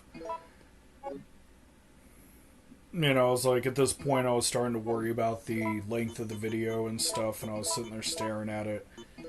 And the only thing I was really thinking to myself is, oh man, I really hope that it's not as long. Like, for some reason, like at this point in the game, I thought the video for some reason was 5 hours. You know, when it was only like, I think it was like I was coming up on 3 hours around this point. And so it was really weird because it felt like the game was taking way longer than what it should have. And I don't know if that was from how long the puzzles take, because the puzzles can be rather time demanding sometimes, depending on how they RNG and stuff like that. So it was really weird because whenever I play Resident Evil 3, time just kind of feels like it's moving slower than what it should. And so I didn't actually know how much time I was chewing off the clock until I had gotten to the end, because at the end it tells you, oh, how long did you take, and how many saves you did, and it gives you like little splash screen and stuff. But yeah, it was really weird. Like, I kind of have this problem with Resident Evil 1, the original PlayStation port, as well, even though Resident Evil 1's a relatively short game. The only one that really goes by fast is Resi 2.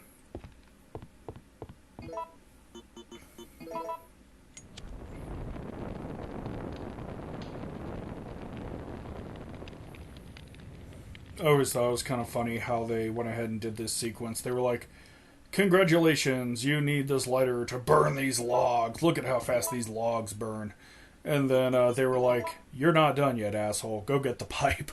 It was so silly how they did this crap. And the weird thing is like, when you're a kid growing up, right, and you're playing stuff like this, M-rated games when you're in your teens, little preteens, you're literally thinking that this is the most serious crap ever, that you're on like a mission to save the world, and it's really kind of weird how your brain kind of filters through it, whenever you're a child. Like, things appear to be more dire, per se. I know it's the same thing with, like, television shows sometimes. It can be, like, the cheesiest, most corn-riddled bullshit that you'd ever seen, but, in your childlike brain, you're like, oh my god, advanced plot development, And so I find a lot of this kind of washes off to the Resident Evil titles as well. I remember playing Resident Evil 1, and that whole scene with Jill where Barry's like, you almost became a Jill sandwich. I remember in the back of my mind as a kid, looking at that screen going, you're goddamn right. Like, it was just so silly for what the hell it was, and like, looking back at it now, all the Resident Evil games are kind of cheesy. Like a little bit. They got like that extra cheese going on. And then like your brain never really kind of filters through it all the way. You got segments like this where Carlos is always in contact with Jill via like some kind of wall-mounted comms unit, and it was just really weird because, a lot of it doesn't make sense. Like, how would Carlos always know? It's just really strange. Managed to stay alive up until now. And you seem to be doing a pretty good job And of then looking this after guy yourself. right here, I always thought it was like How about really helping out? strange. I Nikolai have was no always kind of an intention asshole, I think. But a Because lot we're of his nothing but dialogue is pawns in kind of all this? corn-fed too. Like, In a manner of I don't speaking, think he you would be are. aware of the Our Gravedigger, employers wanted a right? detailed analysis Because it's of the basically zombie like a beings which giant were created mutated through infection grubworm. by the T-virus. And so the thing that was really weird You're about it saying is they like he makes a deliberately comment. He goes, sent in a "Oh, military unit it is to be another butchered by like their it's another creations? biomutation," and Not exactly. he promptly fucks Although off. the conditions But the encountered question on I this find operation myself were asking extreme. is like, It was how the hell does he unexpected know? outcome that the team Like, would in be all wiped honesty, out. how does this dude We know were what the only hell it required is? to collect Has he live seen data it? from the subjects. Was he there for its development? Was it developed at all? Another Did it mutant. occur naturally out in the wild? Like the questions you find yourself asking a lot of these times. Like, you're sitting there and you're staring at it, and you're just kind of like, okay, why is this like this? I always thought it was kind of funny because the Gravedigger's like, he's like making the earth shake, and it's like the same going on? consistency of an enemy kind of banging their head against the wall. It's like, I'm here, crunch. I thought this whole segment was really badass because he looks like a normal worm, and bam, teeth and tons of it. It kind of reminds me of Tremors a little bit. It was some pretty crazy shit. I was like, oh man. But no, this boss fight's not terribly hard. I think I was being more lazy at this point than anything else because I was like, I don't want to move around a lot. This is bullshit. You know, and I just, everything kind of felt like it was moving really, really slow. And so what wound up happening was, I think that when a game feels like it's moving kind of slow, you enjoy it less. And I think that when I was playing it, a lot of the puzzles kind of contributed to that. Because the puzzles, a lot of them are really boring. And I find that when a gamer is bored in general, they just kind of feel like everything takes forever. And so, you know, going and having this giant mealworm here just completely and utterly creep up on my ass and take a bite out of my ass cheeks was kind of rude. But, you know, I'm still following the same rule where I'm like, okay, every time you get hit, just heal up. You know, just be safe with it. You know, you don't want to go back to the main menu.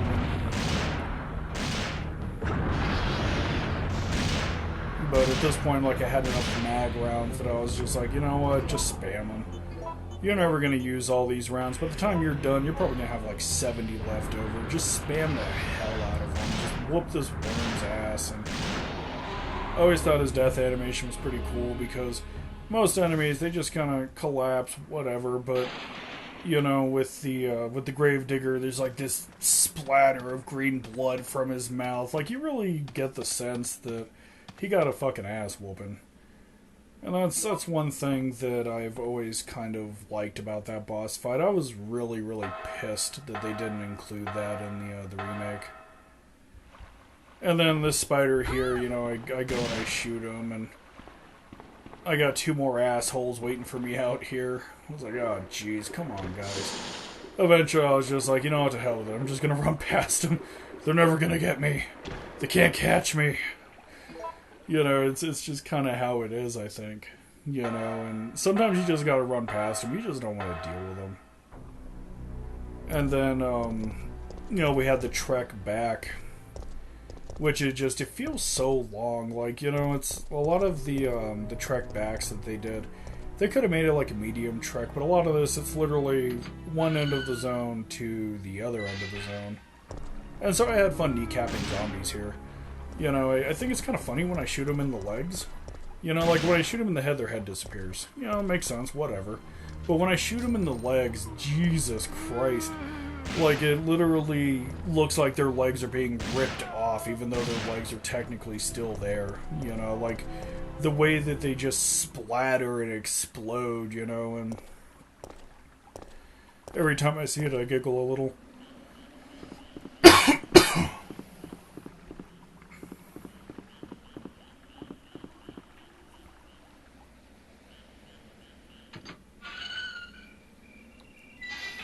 But yeah, it's way too funny.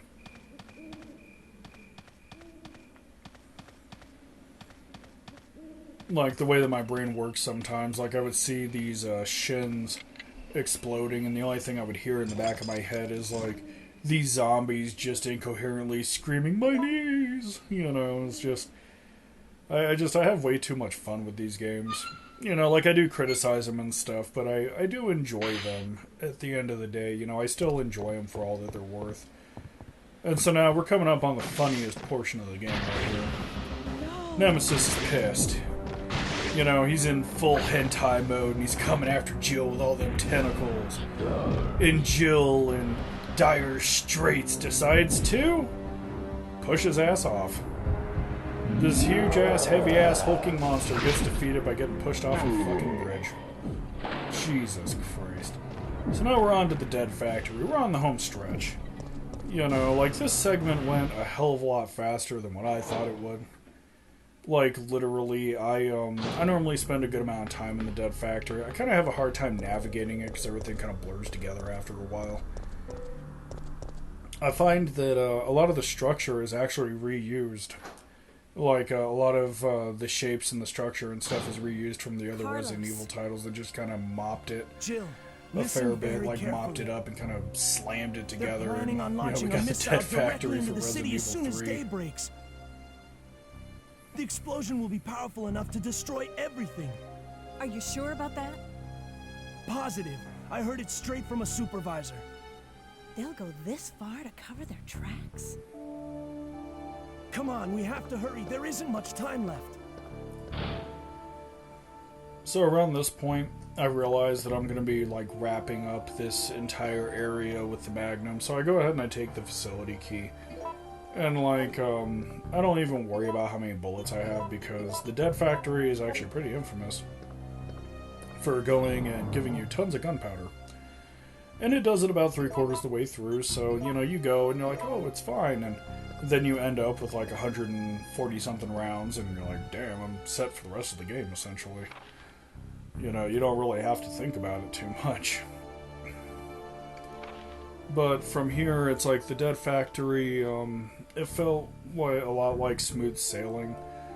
I think at this point, I was still really worried about, a couple of the puzzles that were left because I was fully aware that the valve puzzle had a bug in it.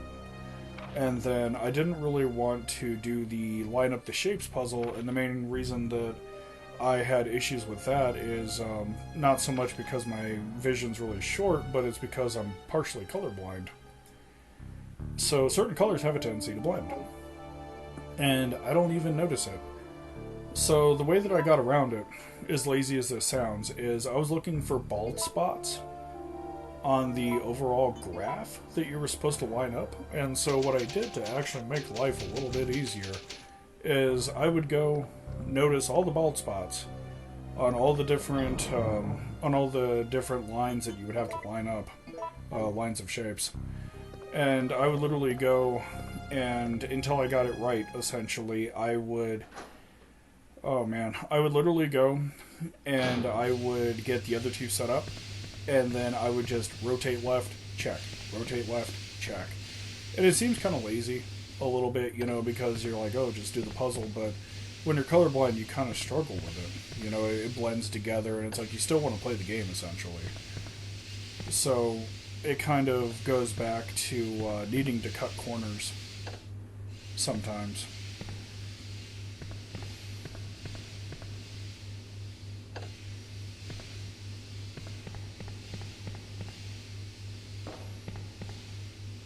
But yeah, this puzzle wasn't too bad, you know.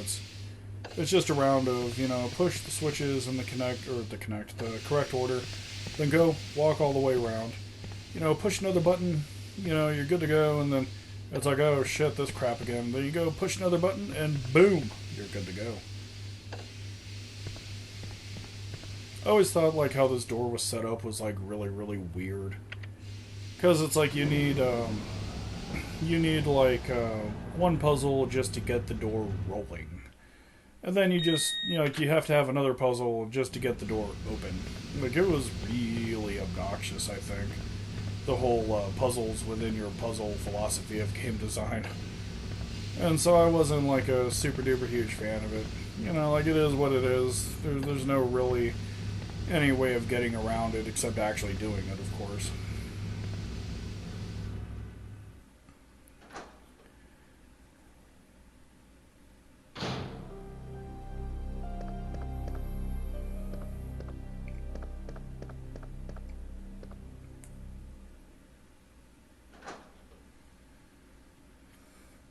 And then, of course, the Drain Demos. You know, he can't just go the rest of the game without showing up. No. He's got to keep coming back. He's like mold, man. No matter what you do, he just keeps coming.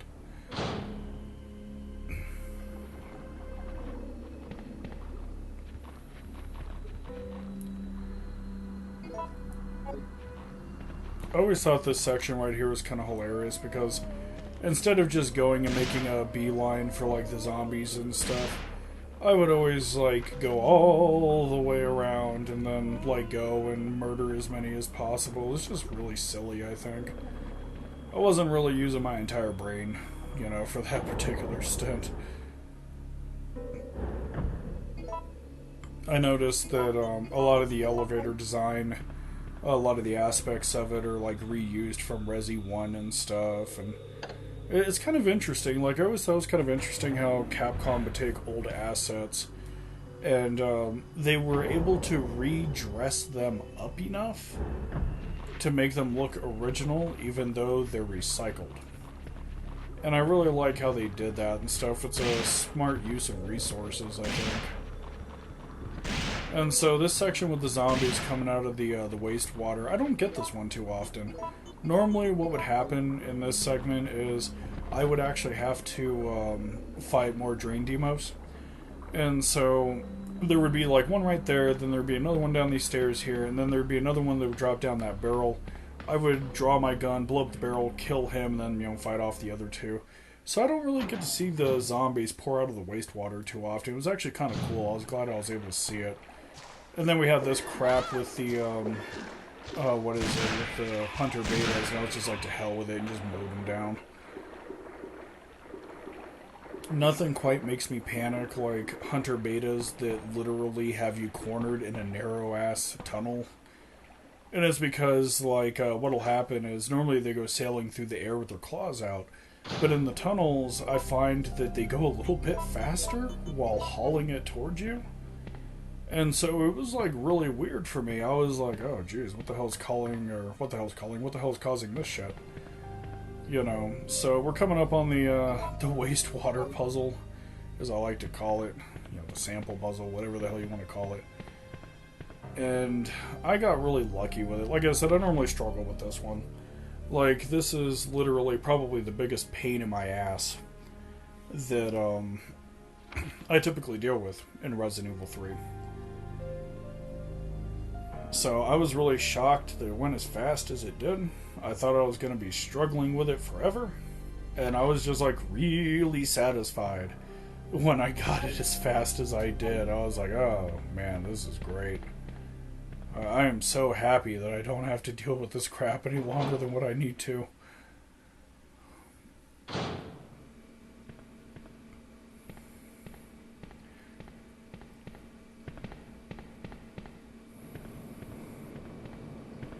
So right about here is when I realized that I'm coming up on my last ration of mag rounds, essentially. Like, it literally, as soon as I saw all those bees just laying there, I was like, right, we're going to go right back upstairs, and we're going to go ahead and make ammo right quick, because I'm going to need ammo for the bosses and anything else that decides to jump in my way. And so I was like, oh, look, the item box, how convenient, and it's just kind of funny.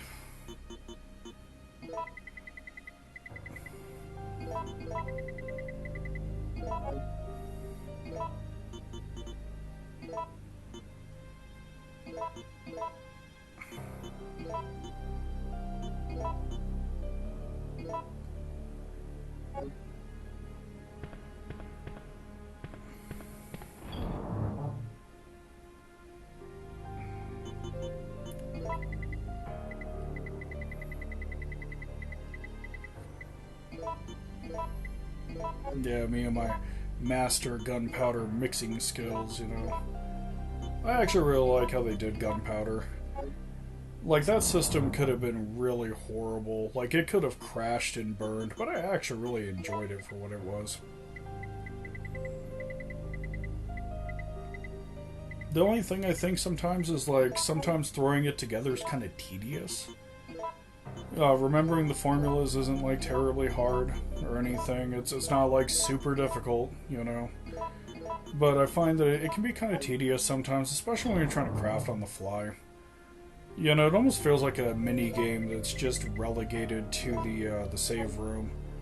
It's kind of weird how the reloading tool is literally something you can carry in your inventory.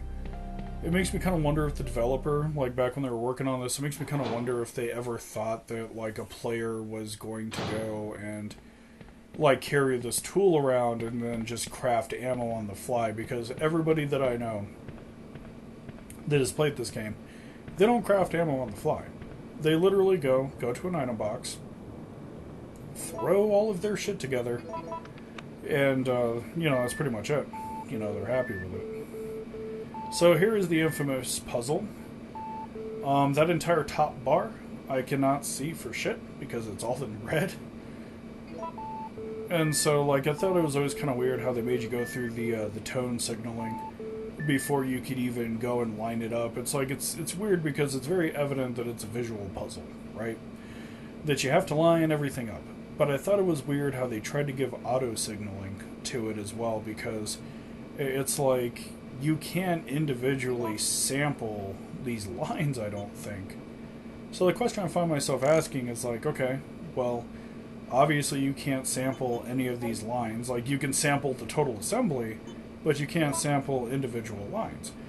So the thing that I find myself asking is, why the hell would they have you literally sit there through the entire, through that entire display, essentially, if you don't really use audio to do it? You know, it's a visual puzzle. So it was something that I always thought about, I think, a little bit when I would have to go and do this segment. It was just like a little thought that was in the back of my mind most of the time.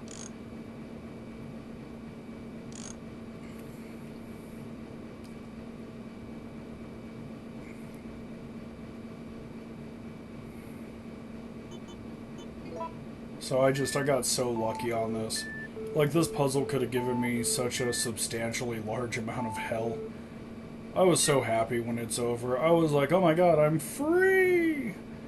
And I've got ammo! Let's go fight the boss! You know, I was just so lit with it, and I was just ready to go. I was just so goddamn happy to get the hell up out of there.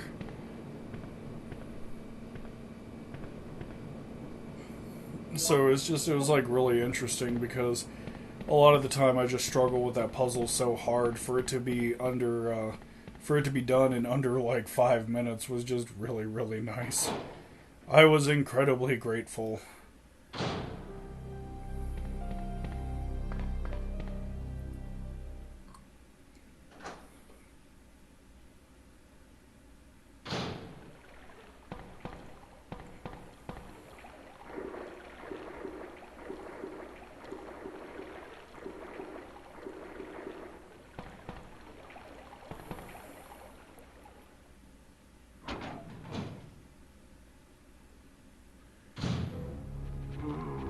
I always like that shot. It doesn't happen too often, but when it does, it's always like really, really nice and stuff. I thought it was funny how the way the aiming works in this game.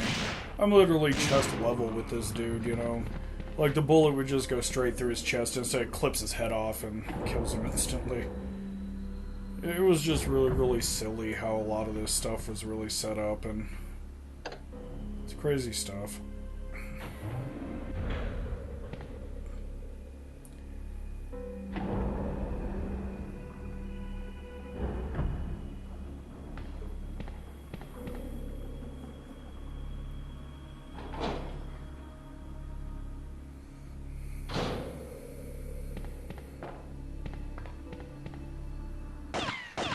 You're still wandering around. Nikolai? So, you want to get out of here alone? Is that your plan? I made I always thought it was kind of funny how, like, this segment right here was supposed to be Since I'll be the only one who knows what really Nikolai's, happened, like, just I'll have more desserts bargaining power when it section, comes you to know, where, discussing like, my bonus. everything kind of comes full circle, and, you know, Then he why gets kill mauled, me? and I'm he's not on their dead, payroll. and, you know, like, all of that stuff. But, truth be told, by the time I was at this point in the game, I was kind of expecting it. As weird as that sounds, like, I was kind of looking at this entire segment, and I was going, and I was like, you know, I have no intention of contributing to your retirement fund. yeah, I saw that coming. You know, like, you go and you look at it, and it becomes so formulaic, because, in a way, like, Nikolai is a villain in his own right, you know, he's like going and killing his squad, left and right, you know, tying up loose ends, all that crap. And so, at the end, he just randomly gets killed. No real, no real, you know, rhyme or reason, just gets killed for the fuck of it. And then all that steam just conveniently dissipates to show him being totally, like, mauled all to hell and back. And I looked at that scene and I was like, oh, come on, guys. Really? You know. But, you know, when I was younger, I saw that and I was like, holy crap, he actually got his, you know, and it was just crazy. So, strangely enough, I actually, as fucked as this sounds, I actually enjoy the end sequence for the remake more than the original. Here's why.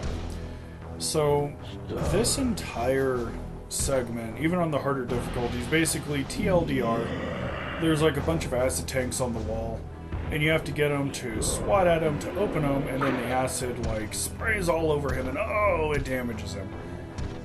So, you know, it creates kind of a compelling fight a little bit. You know, like his tentacles pop off, and he's left with like this single donger just kind of hanging out of his hand, you know. But he doesn't. The problem that I have with Nemesis right here is he doesn't really feel threatening. He just don't. Even on the harder difficulties, he just doesn't really feel threatening. Like, at this stage of the game, I have so many healing supplies that I'm literally sitting on. Tons of mag rounds, even on the harder difficulties, because I would be hoarding them, technically. That at this point, you just hose him to death. You know, and he's so slow and he's so sluggish, you know, and he really reminds me of the first time you fight him outside of the RPD, except he's a little bit quicker in the RPD. I think at this point they were trying to convey that, you know, Nemesis has literally gotten fucked up so many times that he's slow, he's sluggish, he's wearing down. You know, he goes, he flops on his back, and then, you know, of course, the key card magically jiggles out of the scientist's coat. But it was just really weird. Like, I don't really think they did Nemesis justice with this one. So, if you're watching the commentary version of this video, it's pretty fucking safe to say you're not worried about spoilers. So, basically, for the end fight for this, it's very simple, very formulaic. I don't know what the hell they were thinking for any of it. So right here, Nemesis goes and, like, he gets disposed of, you know. He becomes a part of Waste. And what winds up happening is this is where all the BOWs are, like, disposed of. So when you go down, you notice that there is a T-102, I believe, down there. So what happens is Nemesis gets fucked up. The thing about Nemesis is the more damage he takes, the more he mutates and evolves, you know, whatever you want to call it. And so what winds up happening is he sees this tyrant, and in the back of his brain, much like King Shark, he decides to go, nom nom, and he decides to eat this fucking thing. And so what winds up happening, strangely enough, is he kind of pulls a liquor, and the more he eats, like, he starts to get, like, bigger and stronger, and, you know, he's more of a mutated mess. But the thing is like, what he mutates into isn't exactly life-threatening. Like, even on the harder difficulties, he's not really life-threatening. He goes, he sprays acid, but the acid's really easy to dodge, or if you just don't give a shit, you can sit there and sponge up all of it. So he mutates into this weird kind of blob with a couple tentacles and what looks like a bird beak poking out of his face. And the only thing you have to do, really, to beat him is push in batteries. And then guide him in the direction of the laser. You know, like, it's really just kind of anticlimactic. I didn't really think, like, the original final boss fight, even though I love Resident Evil 3, the original boss fight was fucking garbage. And, you know, it just, you didn't really have to, like, struggle through it. Like, even on hard, you're not struggling through it because everything you have is right there, you know. I think the remake did it better. They, for the remake, they literally made him kind of look like the Queen Alien a little bit. I'm here. Like, he's this giant hulking mass that is, like, plastered to the wall. And you have to literally go and push in the batteries like normal. But the thing is he's trying to kill you. What does it do? In high order while you do it. And so you have to hit all these weak points. It's a much more engaging fight, I think. You know, like, that's why I like it more, because with the original fight, push in batteries, lead monster in front of laser beam, get him roasted once, turn around, get him roasted twice, boom, you're done. But with the remake, what they did is they were like, oh, okay, well, you're going to push in all these batteries, but you're not going to be able to just go and do it. Largely because you have to fight him off in between battery pushings. With the original game, you just run around the arena pushing everything. It's fine. He's dead. But with the remake, what they pretty much did was they were like, okay, you're going to be able to push in one battery at a time. You're going to push in one, and then maybe get a head start on the second one. But it's not going to get very far. And so they made you fight him this entire time. He's got all kinds of shit that he's throwing at you. And it was actually really nice. It pretty much created a very compelling experience because you're trying to push in these batteries while you fight him. He's posing an active threat. You know, there's just all kinds of stuff that he's doing that just makes it better. And I personally think that the boss design is a lot better as well. You know, he looks big. He looks scary, you know. He's got these huge-ass teeth and shit, you know. He looks really, really menacing, but this one down here, you know, it just really, really looks weird. It's a blob with a bird beak and some tentacles and, you know, what looks like polyps coming out of his back and shit. You know, it doesn't really seem scary, per se. Personally, I felt the Tyrant from the first game way more horrifying. High-speed claws running at you, yeah, that's definitely some scary shit.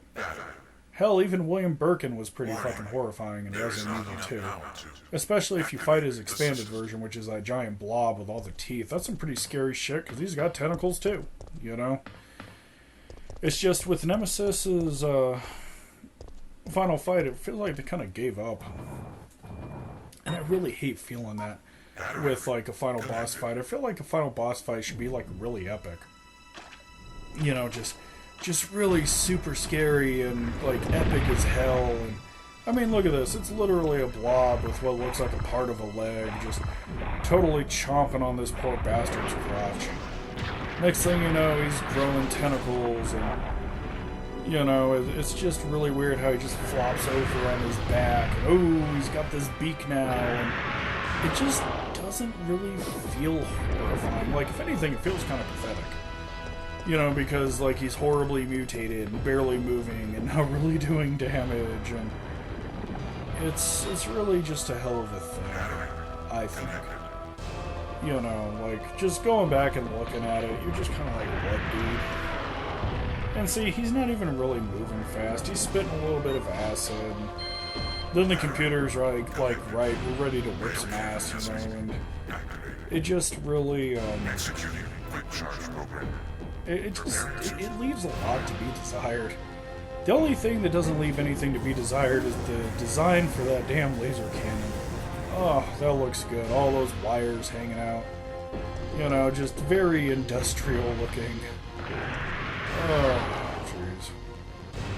So he just kind of flops around. Occasionally he hits you, but he's not like a direct threat. And so you just stand in the corner, shoot the shit out of him. Wait for his happy ass to start lumbering towards you.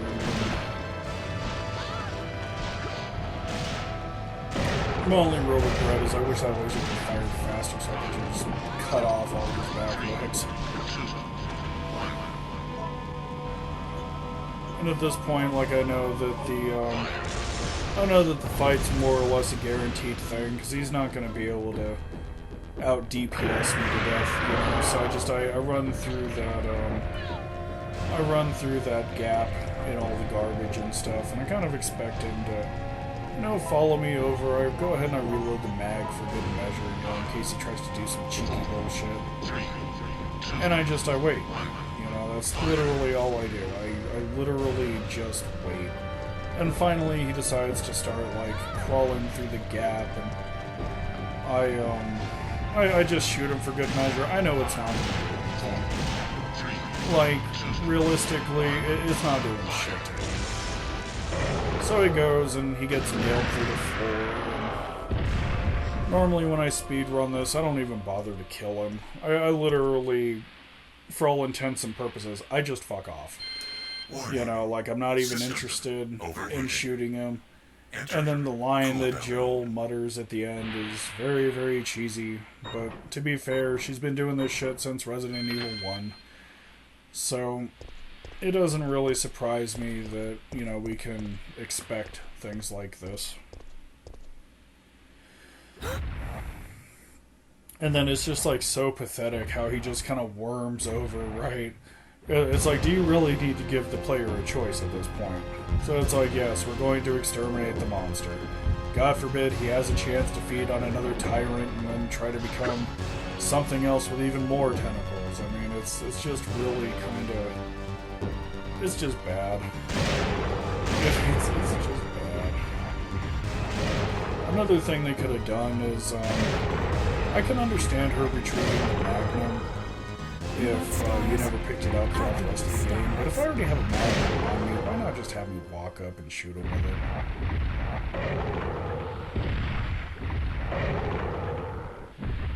But no.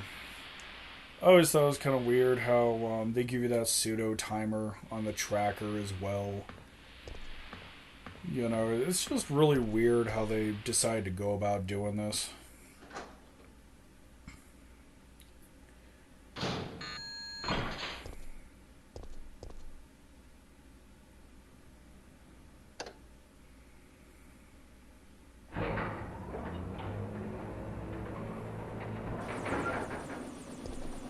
Jill!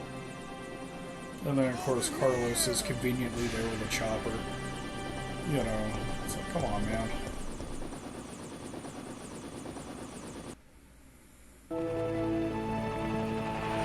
It would have been pretty cool to see them do something with the ending sequence. Like, I would have really loved it if how fast the nuke passes by you is directly dependent on how much timer you have left on the tracker. That would have actually been pretty cool. I would have liked that. They could have tweaked the ending a little bit to just kind of make that tracker meaningful. Because outside of a timer, it really just doesn't do anything. You know? And like, they don't even really, I feel they don't even really do a good job of hiding the fact that it's timer. You know, like it's supposed to be like measuring distance, but I don't even pay attention to the first couple of digits. That's it. I've had it. This time they've gone too far. But yeah, it's just a straight up hell of a thing. Like I said, I loved Resi 3, but it's not without its problems. And now we have a rather unfortunate turn of events. It seems that the President and the Federal Council have passed judgment over the civilians of Raccoon City. The President and Federal Council have ruled that the Bacillus Terminate operation is the best course of action for this extreme situation, and have since executed. But yeah, so that ending goes ahead Based on and that it fact, rolls. Raccoon City has been literally The only thing I do really is where I have a tendency to cut it Surpassing off is at the 100,000. ranking screen. I know it's not going to be like Our hearts a super go out to those poor amazeballs civilians. result or anything like that, but I typically cut it off right there because I feel it's kind of weird to circle back around to like the save screen followed by the title screen. I like to end it like right at the result screen because it just feels proper, you know. It feels like it has more of a an absolute tone to it. It's like, you know, we are at the end. This is how well you did, you know. Thank you for playing. And then it really kind of freaks me out because Resident Evil 3 was pretty much made by a skeleton crew. You know, like looking at these credits and stuff, there wasn't like a lot of people that actually worked on the game, you know, and I kind of forget that sometimes. You know, like gaming back then was like a lot more simplistic. It had way smaller teams and, you know, like you had a team of like 40, 50 people working on a title. And nowadays, like, you'll literally have like a team of 1,000 people going and working on Assassin's Creed and, well, hell, probably more than that, but, you know, it's really weird. Like, I find that modern gaming, like, I can replay these older games again and again, well, maybe not this one too often, but, you know, like Resi 1 and 2, they didn't have large-scale development teams or anything, and yet they're fun. You can play them over and over again. They're not too long, they're not too short, they're just right. And I find that, like, a lot of these big-budget big budget, huge team games that are commonly produced. They're not really too terribly long, but they don't really have a lot of replay value, which is something that I've always kind of raised an eyebrow at, per se. Like, I kind of look at it and like, you know. But no, I like how they did the credits, how they have still images in the background and stuff, and I really miss how games used to be like this, you know, like, they weren't terribly long, but you could go back and you could just play them just over and over and over again. It was really wonderful. And it was really wonderful in that regard. You know, but we don't really see that too often anymore. It doesn't really feel like there's any kind of pride taken in it. So, that is going to be the end for Resident Evil 3 with commentary. We beat the game in 3 hours and 30 minutes with 9 saves. So, thank you for joining me.